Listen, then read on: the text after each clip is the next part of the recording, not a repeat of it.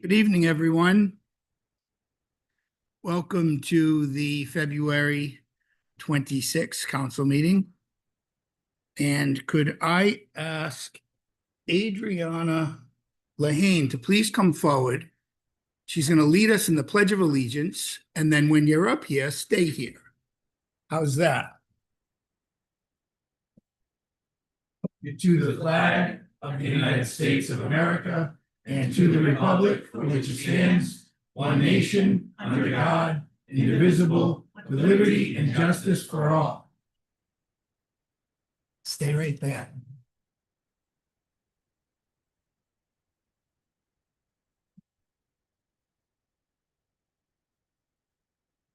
How are you? I'm gonna rearrange this podium. Good evening, everyone. Tonight, we have a very special night because we are honoring an Eagle Scout. And to the best of my ability, it's the first female Eagle Scout that I know of achieving this very illustrious position in the town of Warren. And let me read off this citation for you as we publicly recognize your efforts. You're in a group of about 3% of scouts, and you'll always be judged as an Eagle. So keep your chin up. All right. Town of Warren recognizes Adriana B. Lahane, Eagle Scout, Boy Scouts of America, Troop 5. Whereas, since it was founded in 1910, the Boy Scouts of America has encouraged its members to develop citizenship through community involvement and to strive to attain personal goals as set forth by Scouting's numerous programs. And whereas, to fulfill the Eagle Scout requirement, Warren resident Adriana B. Lahane embarked on and completed a unique project, namely constructing turtle enclosures for the Audubon Nature Center and Aquarium in Bristol. And whereas, having completed the requirements for and having been examined by an Eagle Court Board of Review, Adriana Lahane has been found an exceptional individual and worthy of the rank of Eagle Scout. She's the first Scout of Scout Troop 5 of Bristol Warren to have achieved the Eagle Scout honor since the troop was founded in November 2019. And therefore, let it be known that the Warren Town Council and the citizens of the town of Warren recognize Adriana Lahane's hard work, dedication, and commitment to, and hereby commemorate her outstanding achievement, approved by the Town Council on February 10th, 2026. Kerry Cronin, Vice President, John Hanley, Derek Tromley, and Louis Rago, and myself, Joseph D. Pasquale, and we congratulate you.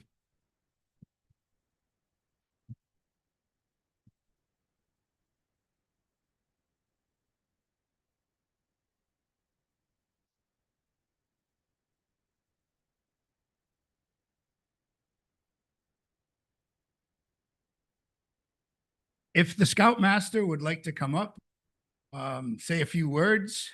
Parents, if you'd like to stay for a photograph, feel free. It's your minute. Have it. Hi, thank you. We're very proud of Adriana. She's, like he said, with the first girl Eagle Scout in the town of Bristol Warren. We're very proud of her, and I don't know, I wasn't prepared to say anything. So we're very proud of her. Thank you for inviting us. Thank you. Do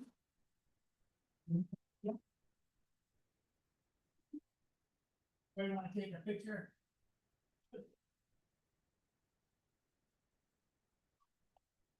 That happens once.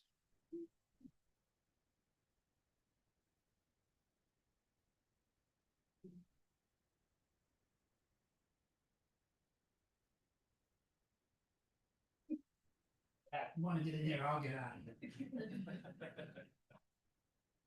Joe, get in there.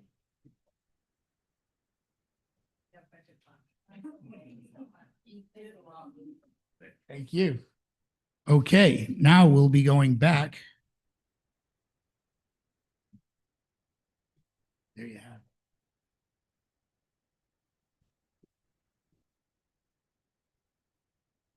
it. Public comment. Well, we'll do it now. Yeah. Okay. Now we have a public comment period. It's an opportunity for anyone of the public to come forward, speak on an issue that isn't on the agenda. And no action can be taken, but we do have a Dennis Taylor signed up. Is Dennis? Carrie, can you open that for me, please? Hi, Dennis. Good evening. Good evening. Good evening. First of all, I'd like to thank town council for your service. And thank you for letting me have my say. The microphone is on. I'm just too far away. 147 Vernon. So the topic that I wrote down was ordinance completion. And there's some ordinances, well, if you have an ordinance, then you certainly, there's a reason to have an ordinance, whether it's public safety or whatever it is. And so if the ordinance isn't followed through all the way through citation, enforcement, and completion, then you're pretty much wasting your time. One example I was going to give is the speed limit on 114 downtown in Warren. You don't want people going 80 miles an hour. Why? Public safety. You don't want people crossing the street getting hit. So you have to have it enforced. So you have to have a person to enforce it. That's the Warren Police Department. If they're going 80 miles an hour coming by Turister, you don't want to enforce it when they hit the Audubon. They've already killed 3 people. So you have to have it enforced at the right, appropriate time. And there are a lot of ways to do that, whether it's cameras or patrol officers or whatever. So the ordinance that recently came to mind and got me thinking about this is snow removal. So there's an ordinance, and I wasn't sure what it was. And my neighbor asked me, well, we were both out shoveling our sidewalks. Why do we do it? Because our mailboxes are on the other side of the street. And I said, well, I do it for my neighbors, because there's a guy walking his dog every day. I think he lives on Beach Street. He walks all the way to Metacom and back. There's 2 ladies at 4 o'clock that go for their afternoon walk. There's regular, I can name a dozen people that regularly go up and down Vernon Street every day. There's a bus stop at 114, and I've watched kids with Burger King uniforms walk by my house going to work. So that's why I told him, that's why we shoveled the sidewalk.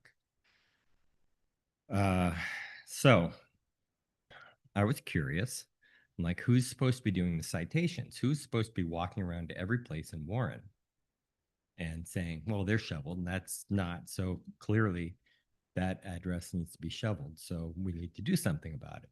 And there's a mechanism, there's a citation. It's within 6 hours of the end of the event that it needs to be addressed. If it's not, I think it's up to a $500 fine, which is great, but that doesn't solve the issue. Because why is it that you want the sidewalks to be shoveled? So you can raise money? I don't think that's the issue. I think you want it for public safety. Correct. So do you wait until March? Is that the appropriate amount of time? I don't think it is. I think that it should be addressed within a shorter amount of time, 3 days, 5 Right, so, days, a week. The building official sends out letters of violation, and then if there is no response, we can pay to have it cleaned and then put a lien on the property. What's the amount of time? Mr. Cabral, roughly speaking, within a week. No, I think he means him responding to the. No. So for example, Thank if I have a sidewalk in front of my house and I decide I don't want to get it shoveled, I won't do it. You cite me, I pay $100. I won't do it. You cite me again, I pay $100. We play this game all day long. It doesn't get shoveled. The intent of the ordinance is never fulfilled. So at what point in time, whether I don't want to, or I can't, or whatever the reason, does that piece of sidewalk get shoveled? Like I said, we could shovel it and then put a lien on your property. Joe, can I, Please. we deal, I'm the building official in the city of Pawtucket, and we deal with this all the time. We have tons and tons of violations. And the inspectors that go out actually work for me. And it's my answer to you is it's a manpower issue to be able to do all of that. So in the city of Pawtucket, I tell all my inspectors to concentrate on the main roads and the paths to schools first. We would not physically be able to go out and cite every single property that wasn't shoveled, and Matt would not be able to do the same thing because there's just not enough manpower for that. So in Pawtucket, we concentrate our greatest effort to the areas where are the most critical. In other words, you were saying speeding around the corner at American Tourister. Okay. Still bad on Metacom Avenue, but it's not as bad as speeding around that bend at American Tourister. So that's where we would you would think the chief would focus his effort where the most damage could be done. Not saying what's right or wrong. I'm just explaining to you that it's a manpower issue to be able to cite and enforce all of these, every single property.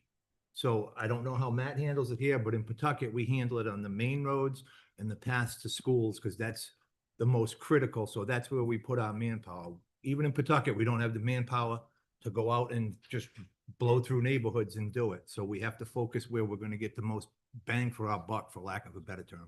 I understand that. Is there anything written in the ordinance, or is there some kind of informal understanding or formal understanding on the time frame that gets addressed? Well, we don't have this in front of us. We can get this information back to you. That's what I'm bringing up is as part of the ordinance. It seems to me like there should be more follow through on when, how, if there's a intent behind whatever the ordinance is, whether it's speed or snow or mooring balls or whatever the ordinance is. It seems like there should be a more complete plan of action. And Like I said, I haven't looked at it. It may very well be. Unless you've looked at it and you don't feel there is a follow through. I haven't got, I've asked a few people, and I've heard maybe it's this or it should be this, but I haven't heard a definitive anything. I believe it's spelled out in the ordinance, and we can get that to you, and we can, I mean, it's a hot topic right now. Right, I understand. But mainly the ordinance is there to keep honest people doing their part. And when it does come down to a violation, Mr. Cabral, how many 50 violation letters went out? So we're not trying to in any way penalize people. We're trying to actually have a reminder aspect of it takes everybody to get this job done. That's how we do it. I don't want to see the gentleman that walks his dog, the two ladies that go for their walk, the employees at Burger King, my neighbors who go running. I don't want to see them get hit. And that's why I'm here. Appreciate it. Mr. President, if I may. Mr. Trolley? I just wanted to add, we're going to look into this. Thank you for bringing it to our attention. And I also wanted to thank you for doing your part and then extra to help the community. I saw a lot of people in the community after the snowstorm helping shovel out neighbors, friends, family. It really is great that we have so many people willing to help each other to do that, especially with a heavy storm like that. So thank you very much for your efforts. I beg your pardon. Is your question, when is the snow supposed to be cleared? No, in this for snow removal specifically, my question is, at what point does Plan B kick in to have somebody get the snow removed on the sidewalk by the fourth day, or because Eventually, the snow will disappear. The ordinance is structured so that the property owner is, after the snow falls, the removal should take place in the next 6 hours of daylight. After the expiration of the 6 hours of daylight, that's section 18-8, then a citation happen. And then the ordinance goes on to state that the monetary penalty accrues for each day after the expiration of the 6 hours, for as long as the snow remains on the sidewalk. That's what the ordinance says.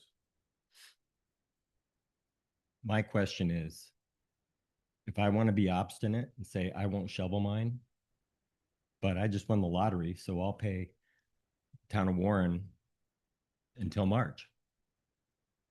When does the snow get removed and how? Okay. Because that's the intent of the ordinance, I believe. That's correct. That, but I can tell you that if it remains and fines approved, the next step is to have the matter referred to the municipal court and have it adjudicated on that basis. But if there's this isn't a situation in this ordinance where, the person can be arrested or anything like that, at some point, somebody's gonna have to do it, or nature will do it, snow will melt. In March. Well, could be March, could be April, the way things go. So I can't answer that. Right. But I can tell you what the ordinance says. So if it remains and the snow remains on that sidewalk and it's not cleaned up, the penalties accrue on a daily basis. That's all I can tell you. And we Thank you. can Thank you. clean it and put a lien on the property owner. So I hope that helps you. It's, my intent was to, just request that when ordinances are written and thought out, the why should be in there, and a plan B, how do we get this resolved? And if that's me calling you up and having you go shovel, then that's a plan B. That's something. Not, Well, I it's, think this- and for me, it's better than saying, well, we can find people, we can put a lien on after we do it, but it doesn't say, it could be 3 weeks of not being able to use the sidewalk and somebody will get hurt. Thank you for bringing this to our attention. So we're not supposed to go back and forth, but everybody spoke, so I think it's a horrible ordinance. I really do. First of all, people say, well, hire someone. Try to find someone to hire. And the condition is no, sometimes very difficult. So you don't want somebody to have a heart attack. So I think that the town should look into ways how we can better serve the community by possibly plowing what needs to be plowed only on the main roads. So I will look into it and I'd be happy to have that conversation. absolutely. Thank you. You're welcome. Is there any agenda item that anyone on the council would like to move out of order and move ahead? Okay, next we'll have appointments. This is the Board of Canvassers. It's a 6-year term. There's one full-time member and 2 alternates available. And the Democratic Party has put forward Nancy Fritz from 5 Sunset Court. I make a motion to reappoint Nancy Fritz to her position as alternate representing the Democratic Party. Is there a second? I'll second that. All in favor? Aye. The Republican Party has put forward Byron Key, Nancy Martell, Mary Ellen Key, Ed Martell, and Corey Matten. Make a motion to appoint Byron Key, reappoint Bart, Well, we can do all of them at once. and Nancy Martell. I'll second that. So your motion is to approve everyone, So basically reappoint. Correct. The 2 candidates. and there's a second, all in favor? Aye. Okay, thank you. Next, we have a opening on the Arts and Culture Commission. No one has applied. And next we have the Bristol County Water Authority, and this is the Board of Directors, 1 position, and Mr. Alfano has applied. You've been interviewed in the past. If you would like to come down, you can, and if not, I'll make a motion to appoint you to the Water Authority. And I'll second it. All in favor? Aye. Thank you, Mr. Alfano.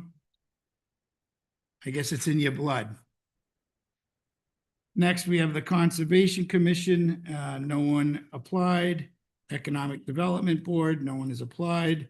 Juvenile Hearing Board, no one has applied. And next, we have the Planning Board. There are 3 positions available.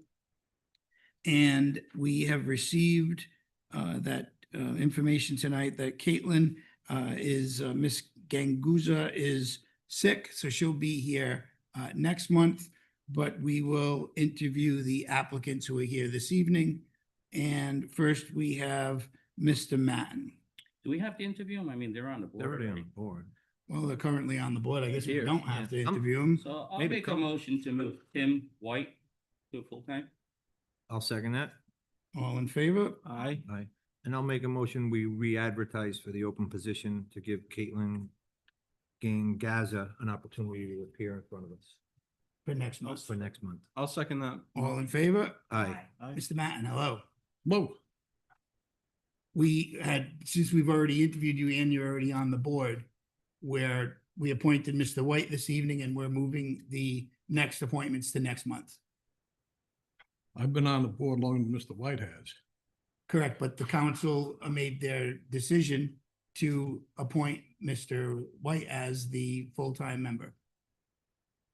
This is nothing to do with my being the head of the Republican Party in the town. I don't think so. Absolutely not.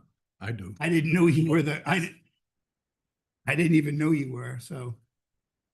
Mr. Trombley did. Well, that is a Carry out, Ms. Cronin, I got it. Mr. Matten, that's not the logic that we've applied here. You're welcome. Next, we have the Recreation Board. No one has no one's come forward, and the 250th Commission, no one's come forward, and Mr. Lyle has let us know that he couldn't make it this evening, but since Mr. Lyle is already an alternate and has been already interviewed, what would the pleasure of the I'll make a council motion to be? appoint Scott Lyle full-time position. Second. All in favor? Aye. I'd like to Thank make a you. motion to re-advertise any of the I think we have one more. We do. appointments that haven't been done. Oh, yes, of course. Okay, yep. I'll second that motion. All in favor? Aye. And next we have the Zoning Board of Sure. Review. Joe, so we'll have to re-advertise There you the go. volunteer, but because he was an alternate, Scott, Right, so now we have to put in an alternate to right? fill that. So we have to have it. Is Mr. Kevin Method here? Come on down and let us know a little bit about yourself. Sure. Hi, I'm Hello. Kevin Method. Just a little bit of my background before moving to Rhode Island. I was in California working for a county. So I worked as a permit technician for 3 years, and then I was a building inspector for 4 years. So processing permits, land use applications, being out in the field as an inspector, enforcing the building code. 2022, moved to Rhode Island. Live here in Warren, 14 Barker. I now switched to the private side. I work for GovTech. So I implement software for municipalities around North America for permitting, planning, code enforcement, licensing. So I'm fully immersed in code and get to spend time with municipalities all the time, learning their ordinances. So you're very familiar with the zoning board. Yeah. Any questions for the I applicant? had one, I'm just Mr. curious, Rio. and I think you answered the question. You were in the department and you moved up into building inspector. Is that how you became a building inspector? Correct. Oh. Any other questions? No You questions. look, given your statement and your CV here, you seem eminently qualified. Is So there a motion? I would make that motion. to Second. Appoint Kevin Method to the zoning board of review.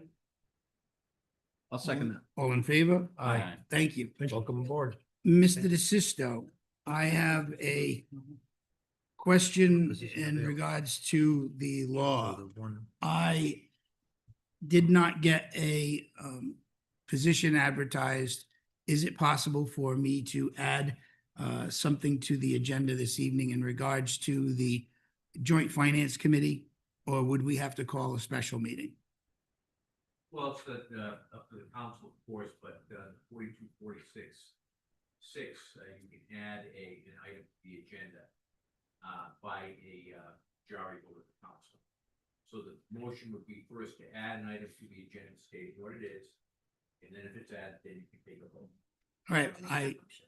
yes, please. I make a motion that we add to the agenda the item to appoint a member of the Joint Finance Committee From the council. from the council. I'll second that. All in favor? Aye. Mr. Tromley has brought it to my attention last year that he would like to serve. And now that we're coming up on the budget process with the school, we're looking for a motion to put Mr. Tromley on the Joint Finance Committee, and he would be taking Mr. Sullivan's place. I make that motion to appoint Garrett Trombley to the Joint Finance Committee. Is there a second? I'll second that. Discussion? Isn't it something you guys should have passed by me also? I mean, you make that decision without even asking me? What Really? decision? First I heard of it, Yeah. so. All right, go ahead. Take the vote. Well, do you want to be on the Joint Finance Committee? Seems like that's all I do here is talk about numbers. And then when it's time for the Joint Finance Committee, give it to Derek. I have no problem with Derek and I'll help him along, but I think out of respect, I should have been asked. But go ahead, make the vote. He brought the request to me. I didn't look at it as we were soliciting. Yeah. So, Go ahead, take the vote. okay, If I may, it is an open meeting, and I've gone every year, even when I'm not on the committee. And there's opportunity for questions and contributions from the. Again, no disrespect out of Derek, but I go to the budget committee meetings. I served on the joint finance for 12 years. It just seems like it's a slap in the face to me, but hey, let's vote. You have it first and a second, we'll vote. Who was the president's up automatically? correct. Who was the second member? We have a member of our Finance Committee. Don't we have to reappoint every year? No, it's a 2-year term. The 2-year term, and that term's not up? No, Brian stepped down, correct? Sheila Reposa. it's Sheila Reposa, Miss Reposa. And when I brought I asked Mr. Sullivan if he had a vested interest in being on the board. He said, it's up to us. Mr. Trombley, again, I say, brought this to my attention last year.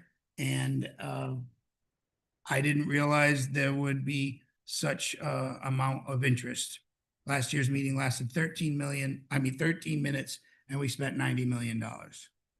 I also did not realize that it would cause, for what it's worth. I did not intend for this to appear to be served. And again, even if you put Derek on there, I'm gonna give it 110%. But I just think that out of respect, I should have been asked, that's all. Now let's take a vote.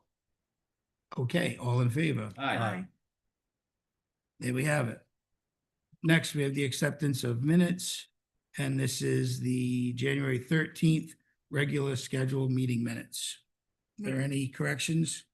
I did not see any. I will make a motion to accept the January 13th regularly scheduled meeting minutes. Second. All in favor? Aye. Next, we have an ordinance, Chapter 10, Harbors and Vessels, Article 5, Town Docks, Section 10-70, Use of the Town Codes. This is the first reading. Mr. DeSisto. Well, this comes from your harbor master. And he's better able to explain the particulars of this ordinance. However, I can tell you that this is an attempt to make sure that the commercial dock is used by commercial fishermen that are fishing. And the language that he has proposed, he ran by me, and it meets ordinance standards. And in fact, I do think it's better language than the current language that you can see on your agenda that has been crossed out and in red. I have a question for the Please, harbor master. Mr. Silva, please come to the mic. Joe, if we had an Have we had issues with people abusing it? Is that what we're looking to close up or? is it In a just- sense. Yeah, We okay, had 6 or 7 slips that were not used the last 2 years. okay. People are just paying for the dock. There were 2 boats that haven't been used, haven't left the dock in over a year, and both of them are sunk right now at the Okay. dock because they're not checking the Right, boats. and with those slips being occupied, somebody that's actually working the water can't use that slip. Can't 'cause it's use a- the slip, and I can't sell the slip to someone that might use it. We may Right. not fill it up, but I'd like to avoid what we have right now. We have one underwater completely and one is laying on its side. And the new rules, you would have to show landings, meaning that you've actually been out fishing. Went out fishing. I'll make a motion, we approve the changes to the town docks ordinance. Second, and may I say, well done. The first reading. First reading, so we Right. have it next month. Right. All in favor? Aye. Aye. Aye. All right, next we have chapter 32 zoning, article 8 zoning district use regulations, section 32-45, interpretation of zoning use table. And this is the fitness, sport, recreation, education, first reading. It's a request for a public hearing to amend the zoning ordinance.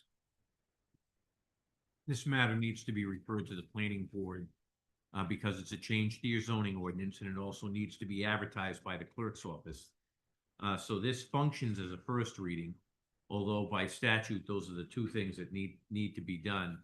This will change your use tables in chapter 32, specifically section 32-45, which would allow for the fitness, sports /sports recreation /education. Matt, what zone? Commercial, in the commercial industrial zone, it will address a specific instance of a business currently operating to make that business conform to the zoning ordinance. So, Mr. DeSisto, ordinarily, when we're looking at a zone change, the applicant would be responsible for the advertising. Is that correct? That's correct, yes. Well, in this case, it seems that there was for lack of better terms, a non-conforming use. There was a business in this location that was a baseball fitness business, and it would not be currently allowed to be there. That's correct. So the applicant is looking for relief in regards to the cost of the advertising. Is that totally out of line? Yes. How did the other place exist? Was it legal non-conforming or did it I exist by have a variant? I have absolutely no idea until this matter came to my attention. I didn't even know you had such a business in this town. There was formerly a fitness business. There is additionally a business that does baseball education or something like that. Neither of those businesses were conforming. The former fitness place is no longer in business there, and we have an applicant that, or a business that exists on Main Street now, who wants to move to that space and are now being faced with the problems that occurred when other businesses were allowed to go in there. So the question is it appropriate that this new business be saddled with the fees that a former business should have absorbed when a zone, had it been done properly So before? Yeah, I don't know who's gonna pay, but somebody's gotta, this is similar to the dog business that you had. She was already in paying her rent, and she had to go through this process too, and paid the fees. Now, I don't know who should be paying for this zone change, but somebody has to. The reason I bring it up is the applicant wrote, I don't know if everyone received the email, but I received an email. Is the applicant here? If you would like to come down and, Still have another question. oh, please. We have several other fitness facilities in the town of Warren. Did they all get variances? Well, I think it's Are they because of the all- industrial park, the location. But I'm looking at the use tables and it's not permitted anywhere else. How the hell did they get there? That as well. If we may speak up, we will happily pay it to clear that up. Yeah, we just We need said, to move in yeah, and operate. at this point, we would like to just make our plea. We'll pay to change the ordinance if need be, and we would greatly appreciate to move on with everything. Sounds good. This is a good question. If you want, you can Well, sit in the so- front seat for now, and if we need you again, you'll be right here. Okay. Sounds good. And let's, I'm still waiting for my answer. Yeah, How the that's hell what I'm- did the other places get there if it's not permitted in any other zone? I mean, basically, Matt, the question I'm making is there another use that's very similar that they were placed into to be allowed to go there? My staff and I worked very diligently to try to make an interpretation for this applicant in that field, in that zone. I tried everything I could, and it just does not permitted in that zone. There is other uses in other zones that allow for physical fitness facilities, such as the ones we have on Medicum Avenue, in 2 different locations. So my recommendation on this, and when it goes to the planning board, we may need to look at adding this to make it more definitive and clear. But right now, in our commercial industrial zone, this is not a permitted use. So even the other places that are there would not be allowed in the commercial industrial? No. Basically, what I'm thinking is maybe instead of adding a new line in the use tables, just change it to a permitted use in the CI. If we already have a category that this could possibly fit into, which the other ones fit in. I think it would be much cleaner if we could just put this use into our use tables and then incorporate that into other districts. Okay, so in other words, across the use table, maybe put a P where it's a lot, where the other use is allowed as well. Correct. Because when I see just a one line and I see only one place it's permitted, that actually confuses me and make your job more difficult, because now if one of these places wants to go next door to one of them, you're gonna have to say no, because this is much more specific than the use that they're allowed to go in there under. You follow what I'm saying, Anthony? Yeah, it is, and it's something that I think as this goes through the process. Yeah. It can be added into other zones other than just the CI. Okay, And, for the record, I have made a recommendation to the building official that would allow this business to relocate in the place that they want to go to with some regulatory advice on this. Okay. Which is in connection with this ordinance. so we need to refer this to the planning board for the next step. Correct. Authorize the advertising, refer to the planning board, set it down for a public hearing at your March meeting. Okay, I'll make a motion. Yeah, I just want to ensure and assure the business that they can open when they, in the time frame that they were planning, that this is not going to hold them up. I've communicated in writing in Matt as to the procedure that should be used to allow this group to start their business as planned. Okay. And I've been in direct contact with the applicant to make sure that the plan can go into effect and that they can open.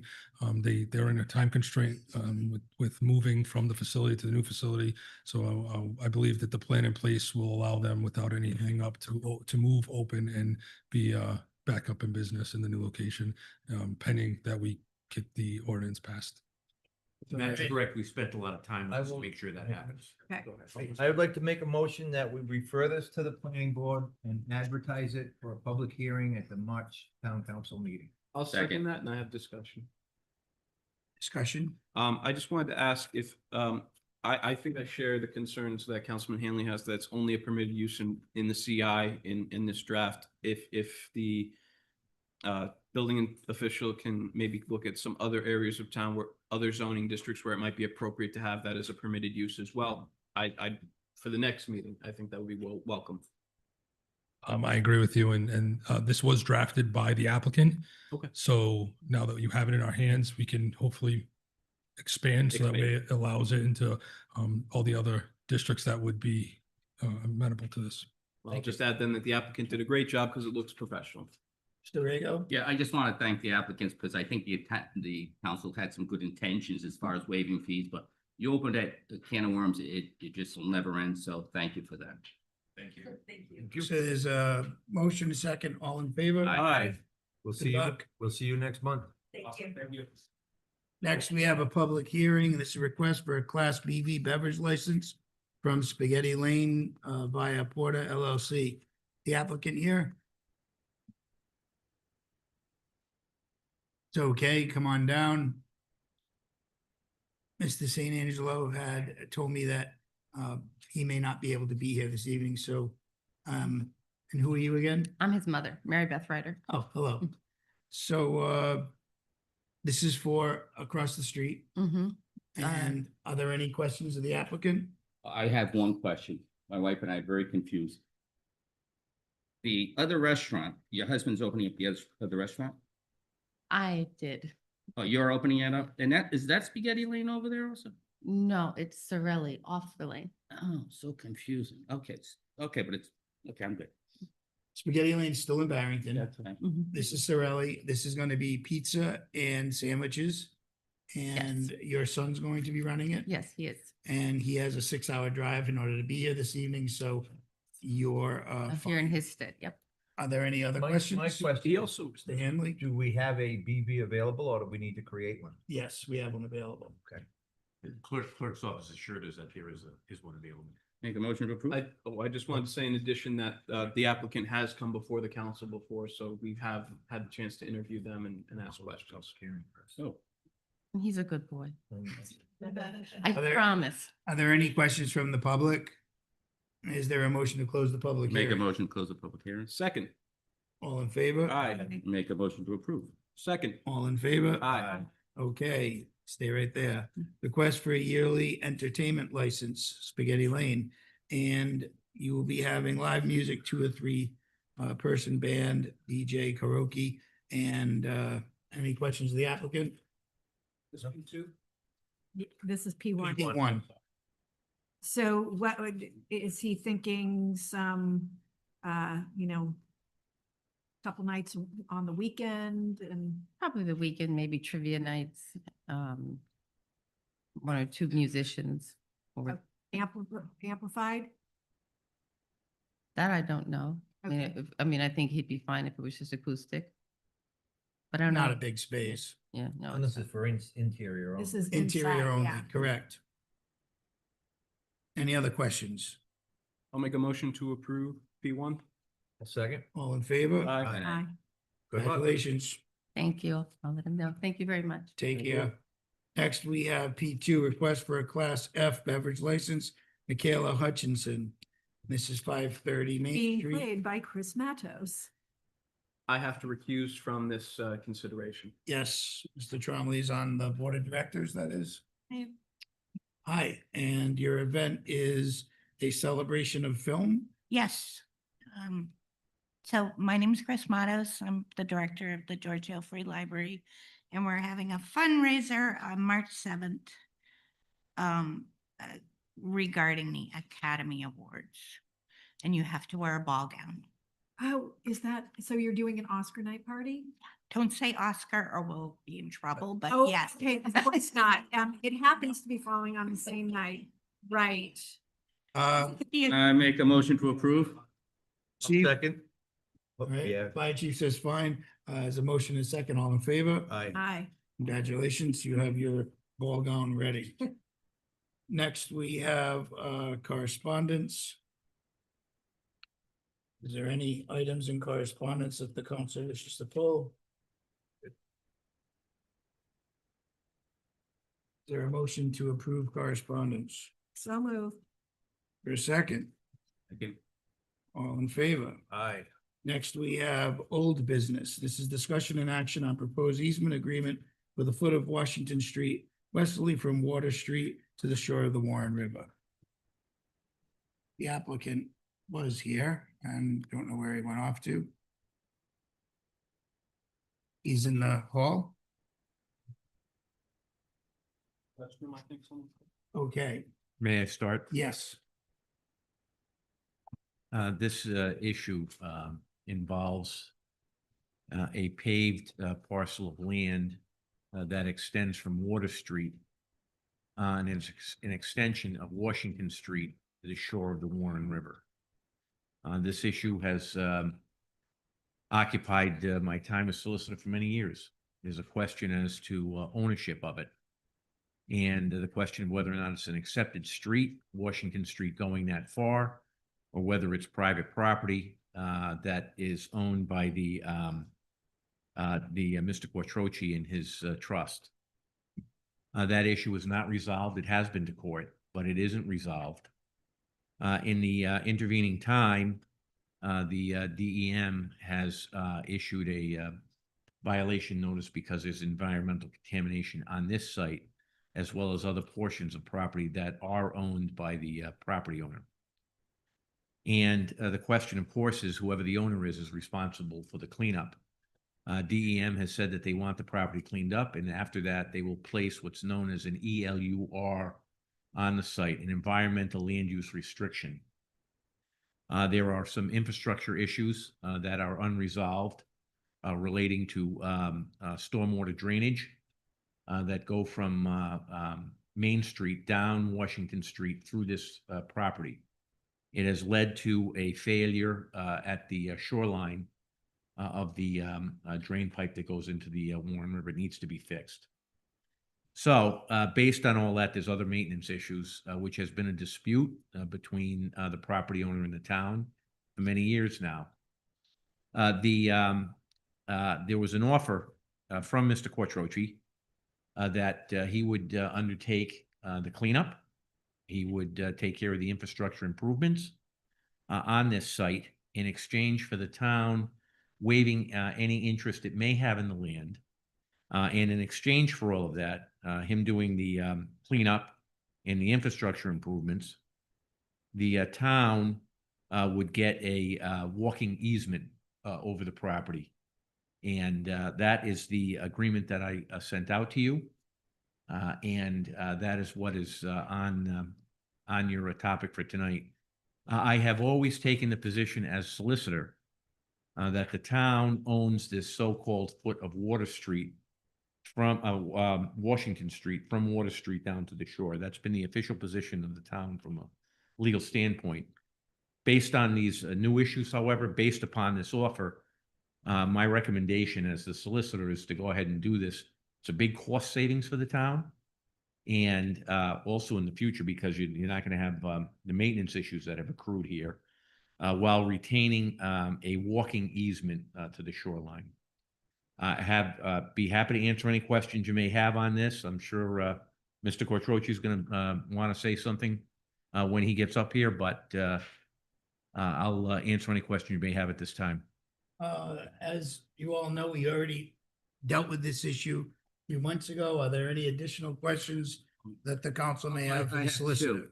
The first one is the 3-foot easement. And again, I don't know anybody's gonna go out there with a tape. Is that enough, or should it be 4 feet, or how do you figure out? My recommendation on that, as I've communicated, is it's got to be wider than that. In particular, it has to be ADA compliant. Defer to Matt on that, but at least has to be 4 feet. Essentially, what you have to visualize here, Lou, is that somebody wheelchair bound has to be able to get down there, and I don't think 3 feet is enough. But how do you even police that? Well, here's the thing. The suggestion by Mr. Quattrochi has been to demarcate it with some type of a structure that would show where the walking easement is. And I think that's what you need to do. That's unresolved, by the way.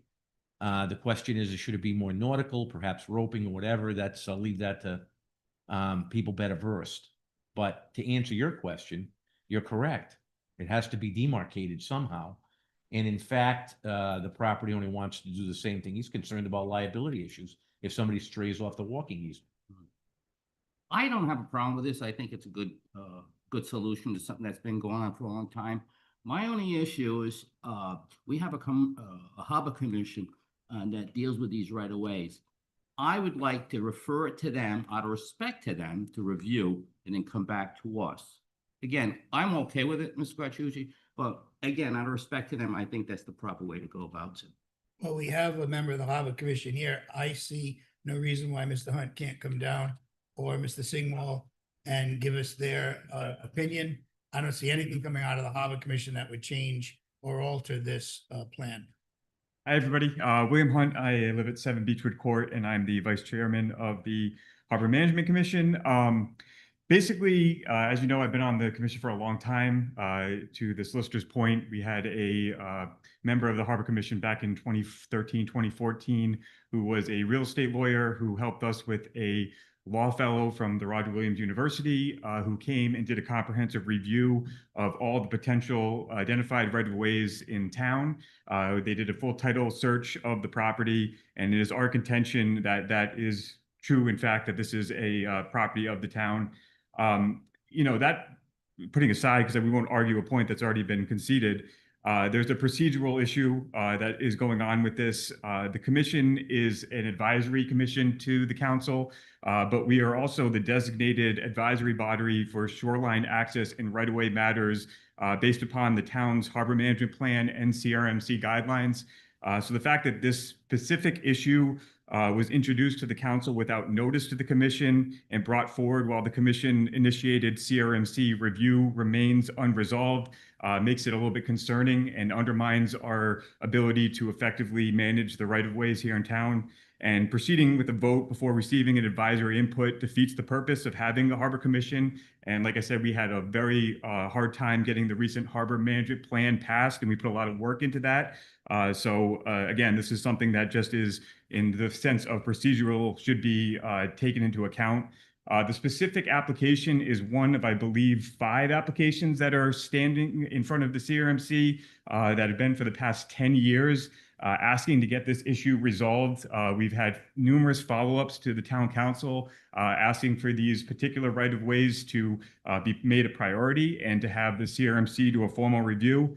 And quite frankly, the no trespassing signs and the discouragement of public use of this right-of-way since the last 10 years and since it's been being used has been not a good faith effort, something that should be rewarded by the council, approving this transfer risk, establishing a precedent that private obstruction leads to public surrender. As you know, there's a number of right-of-ways in town that are being encroached upon by the abutters. And again, allowing this to proceed without a full CRMC review would go ahead and give precedence for those people to actually do the same thing. Realistically, there's a lot of DEM issues in town. Our town wharf specifically is a Superfund site, and the north part of the bulkheads are deteriorating and is in need of a capital improvement. I believe that was introduced as part of the budget process as a request from the harbor master and the Harbor Management Commission in general. I may sound like a broken record because I brought this up the last budget input meeting, but a dedicated harbor management fund could be used to fund repairs for not only the bulkheads at Town Wharf, but any DEM projects or capital improvements needed to address any of these issues on a going forth basis. And so I believe that there's other avenues available to us to address this issue. And I believe that before any decision is made to try the council, the CRMC process should be resolved, because once a public shoreline right is given up, it cannot be reclaimed. And taking time to complete the review protects the town, the council, and the public interest. Mr. Hanley. So the CRMC thing is still undecided. We may lose, we may win. This agreement guarantees us a right of way through an easement over there. We currently have the right of way. It's there. There's no dispute whether or not that's town property, and you can't adverse possess town property. I understand that, but what I'm saying is, so it's still up in the air. CRMC still has to decide. What is CRMC deciding if he's saying it is our right of way?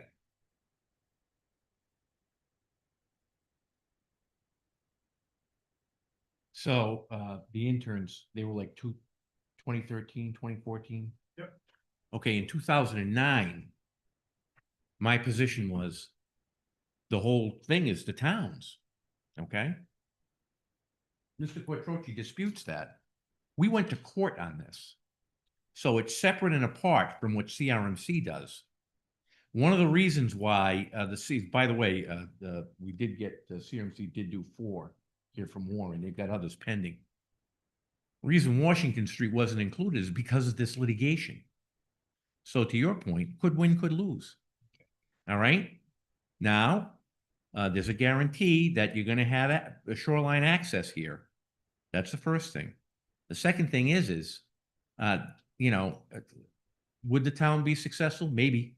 You never know what's gonna happen in court.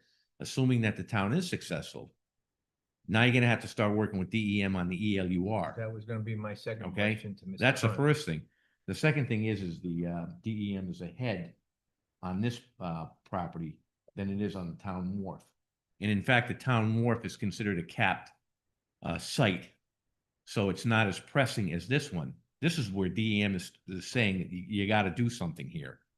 That's why this came to a head, because stuff has to happen here soon. So whatever you want to do, that's fine. You know, this has been my longstanding position. I'm changing the position just based on what you have for the environmental. Ultimately, you have to make a decision here. But I have to say that, you know, there has been litigation as to the ownership of this.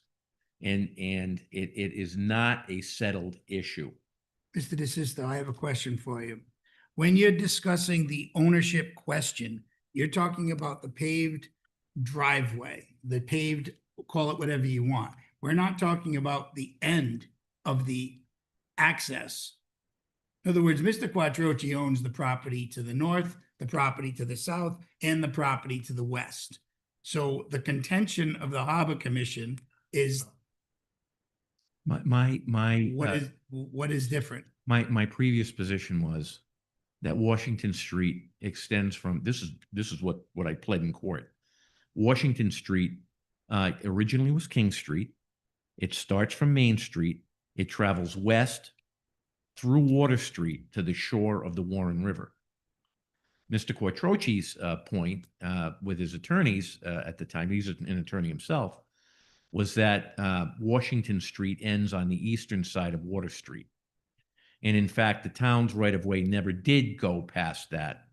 And, you know, he has his own things that he's relied on. I've had my things that we've relied on. This matter was in court, and the case involved other issues, and it was decided on other issues. The ownership of this portion from Water Street to the shore hasn't been decided yet in court. And I actually had another question, which would have been pretty much for anybody that's here and listening. If we don't do this, if we don't go along with this agreement, where are we gonna get the money to make the required improvements that have to be done to keep us in compliance with DEM? Where are we gonna get the money to make the infrastructure improvements for the drainage? Where are we gonna get this? We don't have any extra money, and the school bonds are coming due. So we're not gonna, you know, have a plethora of money as it goes. How are we gonna pay for these improvements, which the solicitor said DEM is kind of breathing down our throat on at this point in time? Well, actually, there's two things. The first thing is there's some contamination here. Correct. It was an industrial site. The second thing is there have been deferred infrastructure improvements. The reason they've been deferred, in part, is because this issue of ownership hasn't been resolved. Right, but so either way, if we don't make this deal, then we're gonna have to pay for these improvements, the cleanup. We're gonna have to pay for the infrastructure improvement. Where are we gonna get the funds to do that? Okay, if I may, I'm sorry.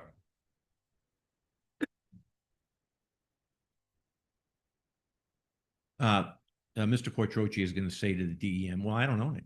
The town owns it. Go after them. Then he's going to turn around and say, you know, your drainage structures are failing. It's affecting my property. You got to pay. So there will be litigation on that. Okay. So the question is from the property owner's side, is he going to say, yeah, go ahead. It's yours. You do fix everything. All right. Or do we say, it's your contamination. So you're looking, I think, at litigation either way to resolve the issue. Unless we make this arrangement. If we make this agreement, that makes the litigation go away. That's correct, yes. Yeah. And it makes any costs to the town for the cleanup or the improvements on the infrastructure go away. Well, not go away, but go over to Mr. Quattrochi instead of being the burden of the town to finance this. Town will be relieved of responsibility to pay. All right, because that's, my questions kind of follow what Mr. Hanley is saying. Will there be, if in fact we do decide to enter into this agreement, and we're satisfied with the depth of the walkway and the safety issues and everything. Is there anything in this agreement that puts a timeline on when this work has to be done so that we're not, so that there's no potential environmental disaster that's going to happen by accident down there? Like, does he have to do it by a certain time? It's not contained in the agreement. That would be governed by DEM. What DEM will do is to say it has to be cleaned up by this amount of time. If they come to the town, we get to say we're not involved But in you've been this. saying that to us for a long time. So is it different if it's a private entity rather than a municipality? We've held them off as long as we can. Okay, but will the clock start again? Then it'll start ticking? No. We're at the end here. That's why this is coming to a head. And Mr. Quattrochi wants to go out to bid. He wants to put this to rest. I don't see how we can argue in any way that his access to his marina is the town's. His marina is at the bottom of the street. I beg to differ with everybody's other opinion on the fact that the marina is right there. There's exhibit A's on all of the adjoining properties that clearly describe in the property location that it terminates at the Warren River. So again, this is something that, again, even if improvements were made by his expense or the previous owner's expense over town property, it does not allow for them to adverse possess town property. That's something that, again, there's the cost issue is certainly an issue, but part of the reason why this hasn't been able to be addressed is because of the pending litigation and because of the time it's taken to get this resolved by the CRMC. And this is something that the Harbor Commission, there's several right-of-ways that we've been working on improvements for to increase access and to increase water quality. There's grants available out there to do these types of improvements if we have matching funds, which is again why the Harbor Management Fund is a large issue on our agenda this year. And the fact that we are doing and subverting the CRMC process in our own Harbor Management Plan guidelines could potentially hurt our chances at getting grants in the future if we don't follow the procedures as described. So that's our position on the commission. I understand. And I also understand that we're getting a walking easement. It's going to be demarcated. It's going to be accessible sunrise to sunset. And I don't see any reason why we should go against what we voted on previously. I actually Mr. have- Trombley. I was gonna say after Derek, I have a question. for Thank you. Mr. Quattrochi. Thank you. So my question is for the either representative, I know there's two from the Harbor Commission. Are you guys looking to have the council hold this over to the next meeting in March and then have you as a board present to the council an informational sort of presentation about this easement and the land use sort of contention that's been, is that your intention? Is that your request? The particular folder and binder with all of the supporting information has been submitted to the council and resubmitted to the council numerous times. There's specific, and again, I don't think that the issue that the position of the right of way is the possession of the town is in dispute by the town solicitor or anyone here. But again, there's a overall CRMC process that governs the right of way and the designation and the disposition of those right of ways that I feel needs to be followed and seen through. And trying to do this before that process is completed does not provide the town with all the information and everything that's involved with it, basically. Mr. Hanley has a question. Actually, it's gonna be a quick one for the solicitor, and then I have a question for Mr. Quattrochi. Anthony, are we required by law or ordinance to refer this to the Harbor Commission before we take action?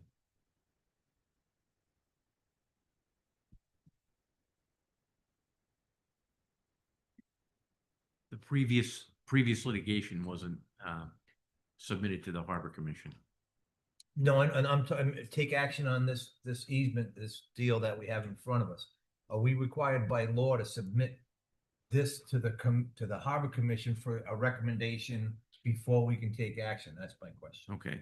So I just want to make things clear, and I know Mr. Hunt is also the CRMC, you're still the CRMC designee for the town of Warren.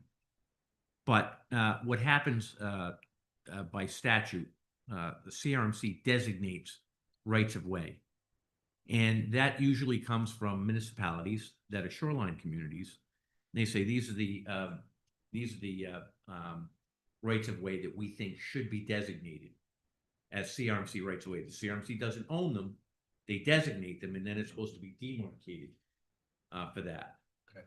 So in this instance, Washington Street has not been designated as a CRMC right of way. There's been litigation.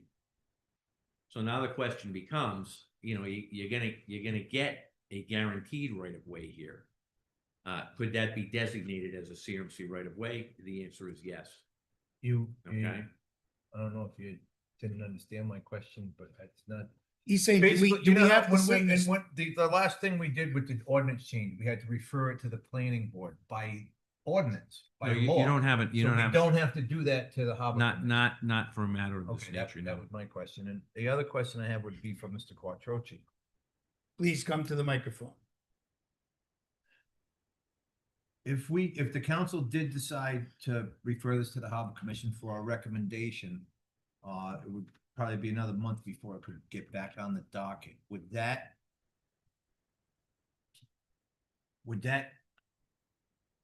cancel the agreement that we have? In other words, is that time frame that critical where we can't do that out of an abundance of caution? Let me speak to that. I have remediated the area behind the brick building.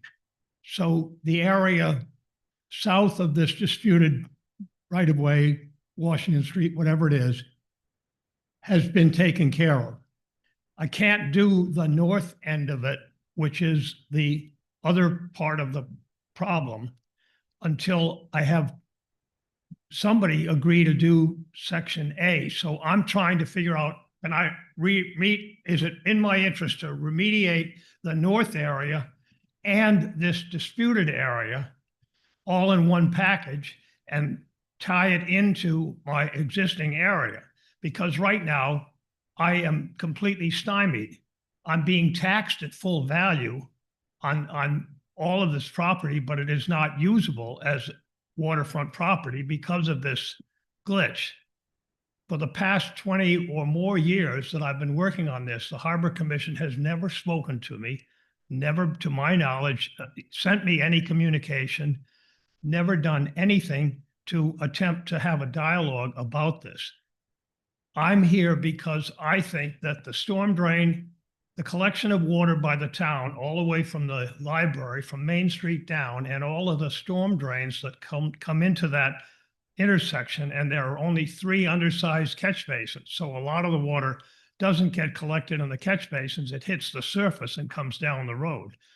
All of that water comes onto my property. It's being collected and directed by the town of Warren. So that's a damage to me. In addition, the seawall at the end of this area has collapsed. I'm 83 years old. We've owned this property since the 50s, the early 50s. I am now, that would be the 4th time that I have to repair this seawall. The other seawalls don't have the same problem because they don't have the charge of water coming at them from the town of Warren. So I tried to put something together that solves all of these problems and allows me to proceed and have a working waterfront, which supposedly is what is a big buzzword in town. There are only 4 working boatyards on the waterfront. There's Janowski's, there's Dyer, and there's Blount Marine, Blount Boats, and then mine. So this is the only one that will have a right-of-way through its commercial property. This is the only one where, to my knowledge, where town water is being charged and sent right at it. So I just came along with this thing and spoke to, I think everybody has been at the site. And I said, let's just solve this thing. Let's just get this thing over with. The first litigation with the town occurred in the 1950s. It was a bill in equity. unfortunately, that petition in equity before the two causes of action were merged, that record has been pilfered or something. There's no papers in the file up in Pawtucket. So I just, I just want this to be solved. I'll do it in a good way. I'll undertake what I've agreed to undertake. I will create a demarked area. But right now, it's a free-for-all down there, and I'm being punished for all of these different sins that have been going on for years. If you look out in the hallway at the aerial photograph of the waterfront, you'll see that that whole area that we're talking about was used as a boatyard. It was used commercially by people all the way back to the cars in the 1700s when they ran it as a boatyard. So I'm 83 years old. I want to solve the problem. Mr. President. But you didn't answer my question. If the council did. Oh, I'm to sorry. Continue this for a month, would that void, Well- would you withdraw from the possible deal that we have? I don't know. I'm very frustrated to be blindsided by the Harbor Commission tonight. I really am. And so maybe that's not politic, but I'm saying that.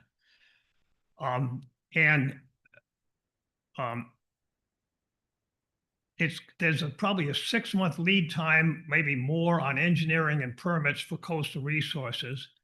I get a letter every interval, month, 2 months, from DEM saying, what are you doing? When are you going to fix this problem? And I can't fix two sides of it without fixing the middle of it. So I'm just asking the council to direct the solicitor to put whatever language it wants to put in there, as far as 4 feet, as far as acknowledging the permanent easement. But, let's get going. Mr. Tromley? No, that was, my question was going to be, once this is finalized, you intend to begin remediation work immediately, basically. As soon as I can get permitted. As soon as yeah. you can get I permit. assume DEM has been on my back. So, they've been civil about it, but they've been impatient about it. So that is probably going to have to happen this summer. Coastal, as the solicitor will tell you from his other hat, is a little bit more involved and a little bit more lengthy to repair the head wall, to create a head wall for the pipe that's there, to do the separation of sand and non-point surface oil, non-point source oil that I want to also construct in this area, which would improve the quality of the Warren River, and to rebuild the seawall. That's going to be a lot of engineering and a lot of permits. I see. Thank you very much. Mr. Rego? Mr. Quattruccia, I like your plan, okay? Quick question, if you just say that. Tony, right now, the position of the town is we want, 12 feet across that roadway all the way down? As far as the town, when you went to court, was it your argument that we own Washington Street right down to the? I'm not sure of the width, Right. but whatever the paved area is over there, yes. Was that, so basically, we're giving that up for 4 feet. Right? We're Well- guaranteed 4 feet is basically Correct. the right of way. So the difference is you're gonna be able to walk down there, or you could drive down there, where nobody drives down there anyways. I like the plan, Mr. Quattrucci. And the reason why I mentioned to refer it to the Harbor Commission. Harbor Commission is out of respect for them. You got 6 members that they meet on a monthly basis. They don't get paid. That's the only reason. But I like your plan. I understand that, but I'll tell you one thing to answer the solicitor's remark, and that is, if the Washington Street is as wide as it is between Main and Water, it takes a bite out of the 1770 house. It takes a significant bite out of the house. So I think I'm going to win this argument as far as the street, I don't because think we we're can't take it. I mean, I don't think we're We're gonna- debating the argument. I think Yeah. what we're just trying to weigh, I think Mr. Rego was saying, in other words, we have a contested right of way. We're gonna be guaranteed a 4 foot. I don't think he's trying to say we own this much or that Oh, much. no, He's no, just asking a question. I don't think we're We're not giving up that much contesting is my that. point. Well, basically what he's saying, I think, and what I'm saying is we really do like this plan. There's that little tweak with the right of way, how it's gonna be delineated. And I didn't know till Joe just told me that there's a 6-foot drop off at the end. So nobody's gonna be walking down onto the beach anyway. No. And I look at this out of nothing but respect to the Harbor Commission. I've been hearing this issue for 22 years. We actually were able to come to an agreement with a right-of-way, a viewing easement, which is no different than the bottom of Company Street, which is no different than the bottom of Church Street. It's exactly what we want without any of the liability or responsibility. I don't understand what could come back from the Harbor Commission different than this. That we're not contesting the ownership. You guys like to contest the ownership. If it's the town of Warren's, well, then it's ours to give away. Or pay to repair. Or pay to repair, pay the responsibility. I also question, I've walked the property with Mr. DeSisto. I am very familiar with the property. I've walked it with Mr. Rago, Ms. Cronin. I don't think Mr. Hanley or Mr. Trolley could come the day I was available. How you argue that the bottom isn't his property is beyond me. 3 Street terminates in the water on. Okay, and his marina begins there. When you drive a car down it, you take a right, you're trespassing. You take a left, you're trespassing.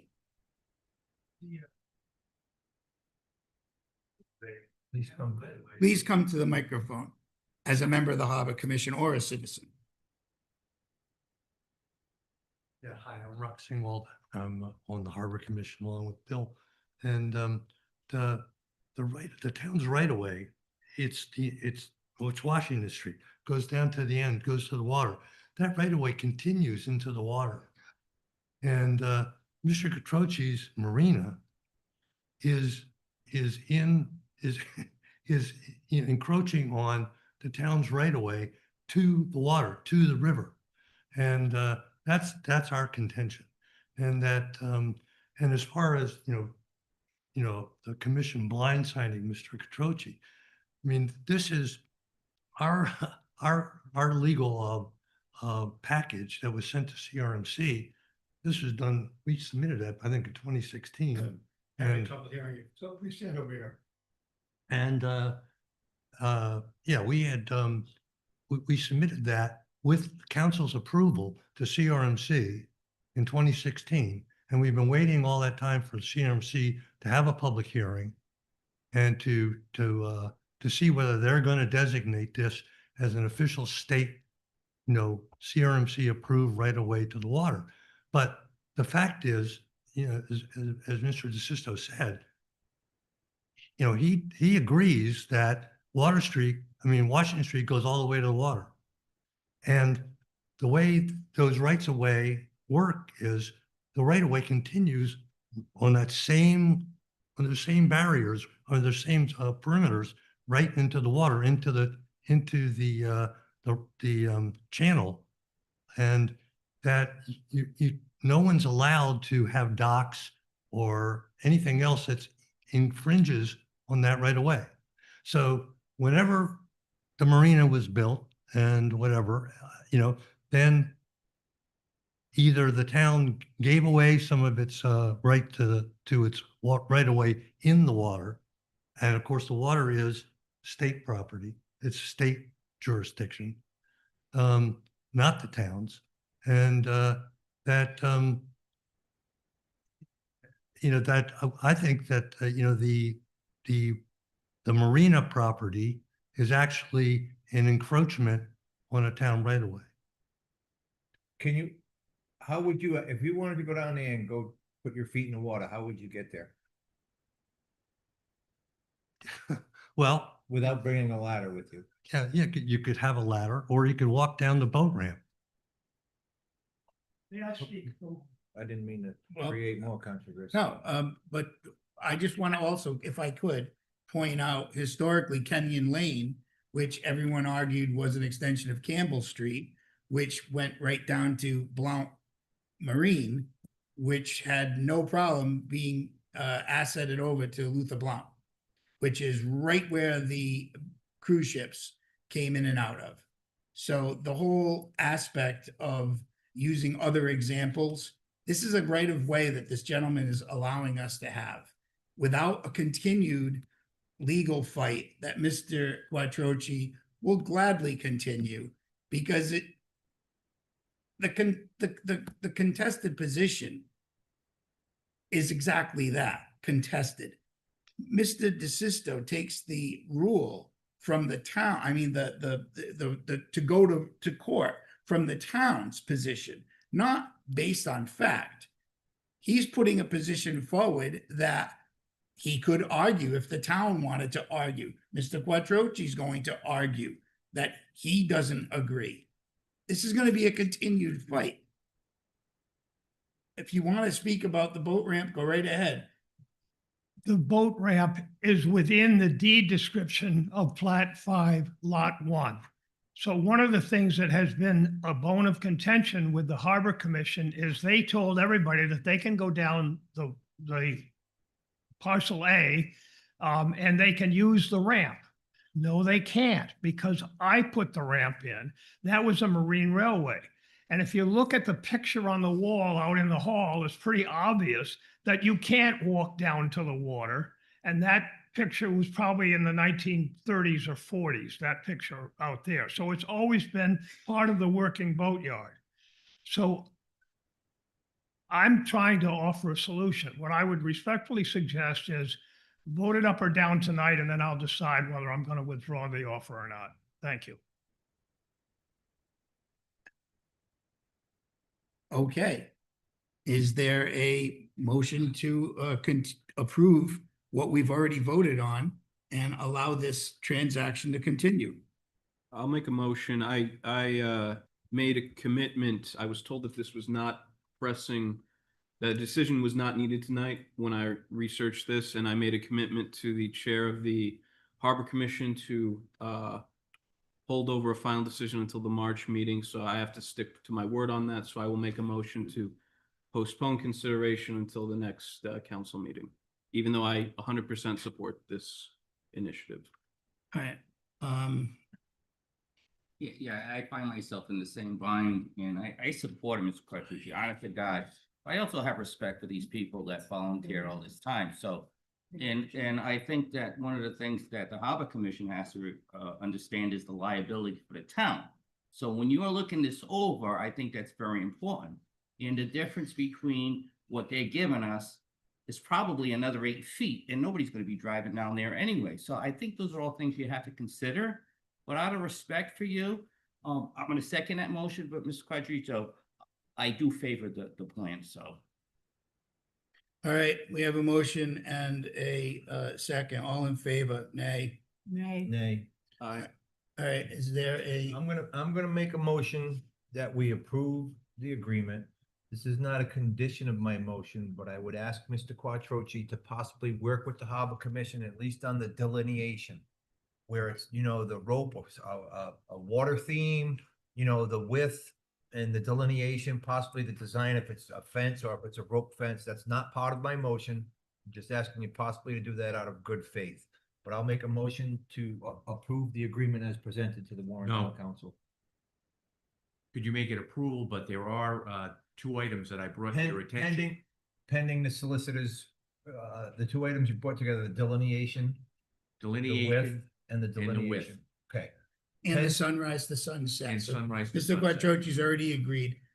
Sunrise to sunset access, 4-foot delineation, and the right of way at the end being a bench. And if you purchase a bench, the town supply the bench that we use at the parks. Okay. Yeah, I will incorporate that into my motion. I will second that, but I just want to say, I hear and I don't disagree with the position of the Harbor Commission. It pains me to to make this decision, but I feel like there is an obligation a greater obligation to the fiscal solvency of this town. We cannot possibly absorb the cost of doing the remediation and the necessary work down there. If in fact, Mr. Quattrochi says, if we were to vote to continue this to next month, Mr. Quattrochi says, no, you know what? Here's the change in the agreement. I'm not going to do the work. It's on you. It's just not worth the risk. And we will have access to the water through, or we will have access to the waterfront through this walking path. Is it perfect? No, but I think it's the right thing to do at this point. Yeah, the fiscal responsibility is just my too biggest, great. is my biggest reason for supporting this. Yeah. All in it's really- favor? Well, if I may, Mr. President. I just wanted to add that because it is the will of the council to not continue this, I believe this is a good deal, so I am going to vote in favor of it. Excellent. All in favor? Aye. Opposed? There you go. Thank you. Next, we have new business, discussion and action on the limitation of automatic license plate reader camera installations in Warren without approval from the Warren Town Council. Mr. Trombley, please. Thank you, Mr. President. So as many of us are, as many of the people in the room and also all of us on the council are familiar with, at a previous meeting, I believe in November, we had discussed potentially allowing the state police to install a automatic license plate reader in town, and the council rejected that. It was brought to my attention that it is possible that any private business or domicile could install an automatic license plate reader camera without needing the approval of the council. Because of how much attention it's gotten, because of how controversial it has been, I think it is appropriate to have an ordinance that states very simply that an automatic license plate reader, if you want to install that on private property, you have to get approval from the council before you do so. Now, this would not apply to things like Ring camera doorbells, which many people have in the community, but it's a way to sort of safeguard the town based on some of the concerns that we have about how these cameras might be misused and the data, breached or things of that nature. The technology has just advanced so fast and so quickly that it's difficult for us to legislate around it and make sure that there's sufficient safeguards, especially with AI and how that is impacting sort of the advancement of this technology. Based on that, I would like to have the solicitor draft an ordinance for our review that would simply say, as I've said, define what an automatic license plate reader camera is, and state that if anyone would like to put it on private property, that they have to come before the town council for our approval. I have. a Mr. question. Hanley. I have a question for the solicitor. Anthony, can we regulate what people do on their private property? If they have a camera outside, can we tell them they can't post it on Facebook? Can we tell them, oh, you can put a camera on your property and post it on Facebook, but you can't give the state police access to it? Can we legally even do something like that? Well, the answer is maybe. I've got to tell you, this is a new technology. We're talking about things that I actually did research on this. Couldn't find any precedents. So while I don't mind drafting an ordinance, if there's a challenge, I don't know what's going to happen. Maybe yes, maybe no. Because the difference is with private property. My understanding is this would be directed towards a governmental purpose. So in other words, even though the property is private, the question is whether or not that private property can be used for a governmental purpose, because it's going to be pointing out from the house instead of in. So we'll see. I don't know. But there's no assumption of privacy in a public way. There's no assumption of privacy in a public way. The question is how is the data collected? And I can't answer that, John. I can't say yes. I can't say no. So Ms. Cronin had a question. What does this, how would this impact the cannabis, potential cannabis sales? Are they not obligated to have plate readers? Matt is the expert on cannabis. I think you're And gonna he say- tells me that it's not a requirement because he's very well versed in cannabis. But it's not a requirement, but I guess that's something that businesses of that nature like to have. So at least they have a record of who's coming in, Okay, but it's so, not a requirement. so if in fact we were to develop a policy or an ordinance that would require council approval, that would include a retailer of cannabis. That's correct, yes. Okay. Mr. Rego. So, if you were to pass an ordinance not allowing the government to utilize a camera on private property, and a crime was committed in front of your house, and you had a Ring camera, wouldn't that ordinance say to the police, hey, you can't use that? All right, Derek just said he wanted to exempt Ring cameras. This would only go to flock cameras. Not specifically that corporation, but just that advancement in the type of That technology. type of technology. Because a Ring camera is a little bit simpler than the technology that would be an automatic license plate reader would be. So we're not singling out a specific corporation or anything of that nature. I use the term. Sorry about that. Why can't the state put this camera on state property they own in Warren? Because we just told them they couldn't last month. No, they were asking our permission. Yeah, that's. I'm like the camera that's across from Sip and Dip. It's not a flock camera, but they didn't ask us permission to put it there. It's a state highway. Well, you had Captain Albaum here, and he asked for permission, and I'm assuming that it's necessary if they're here.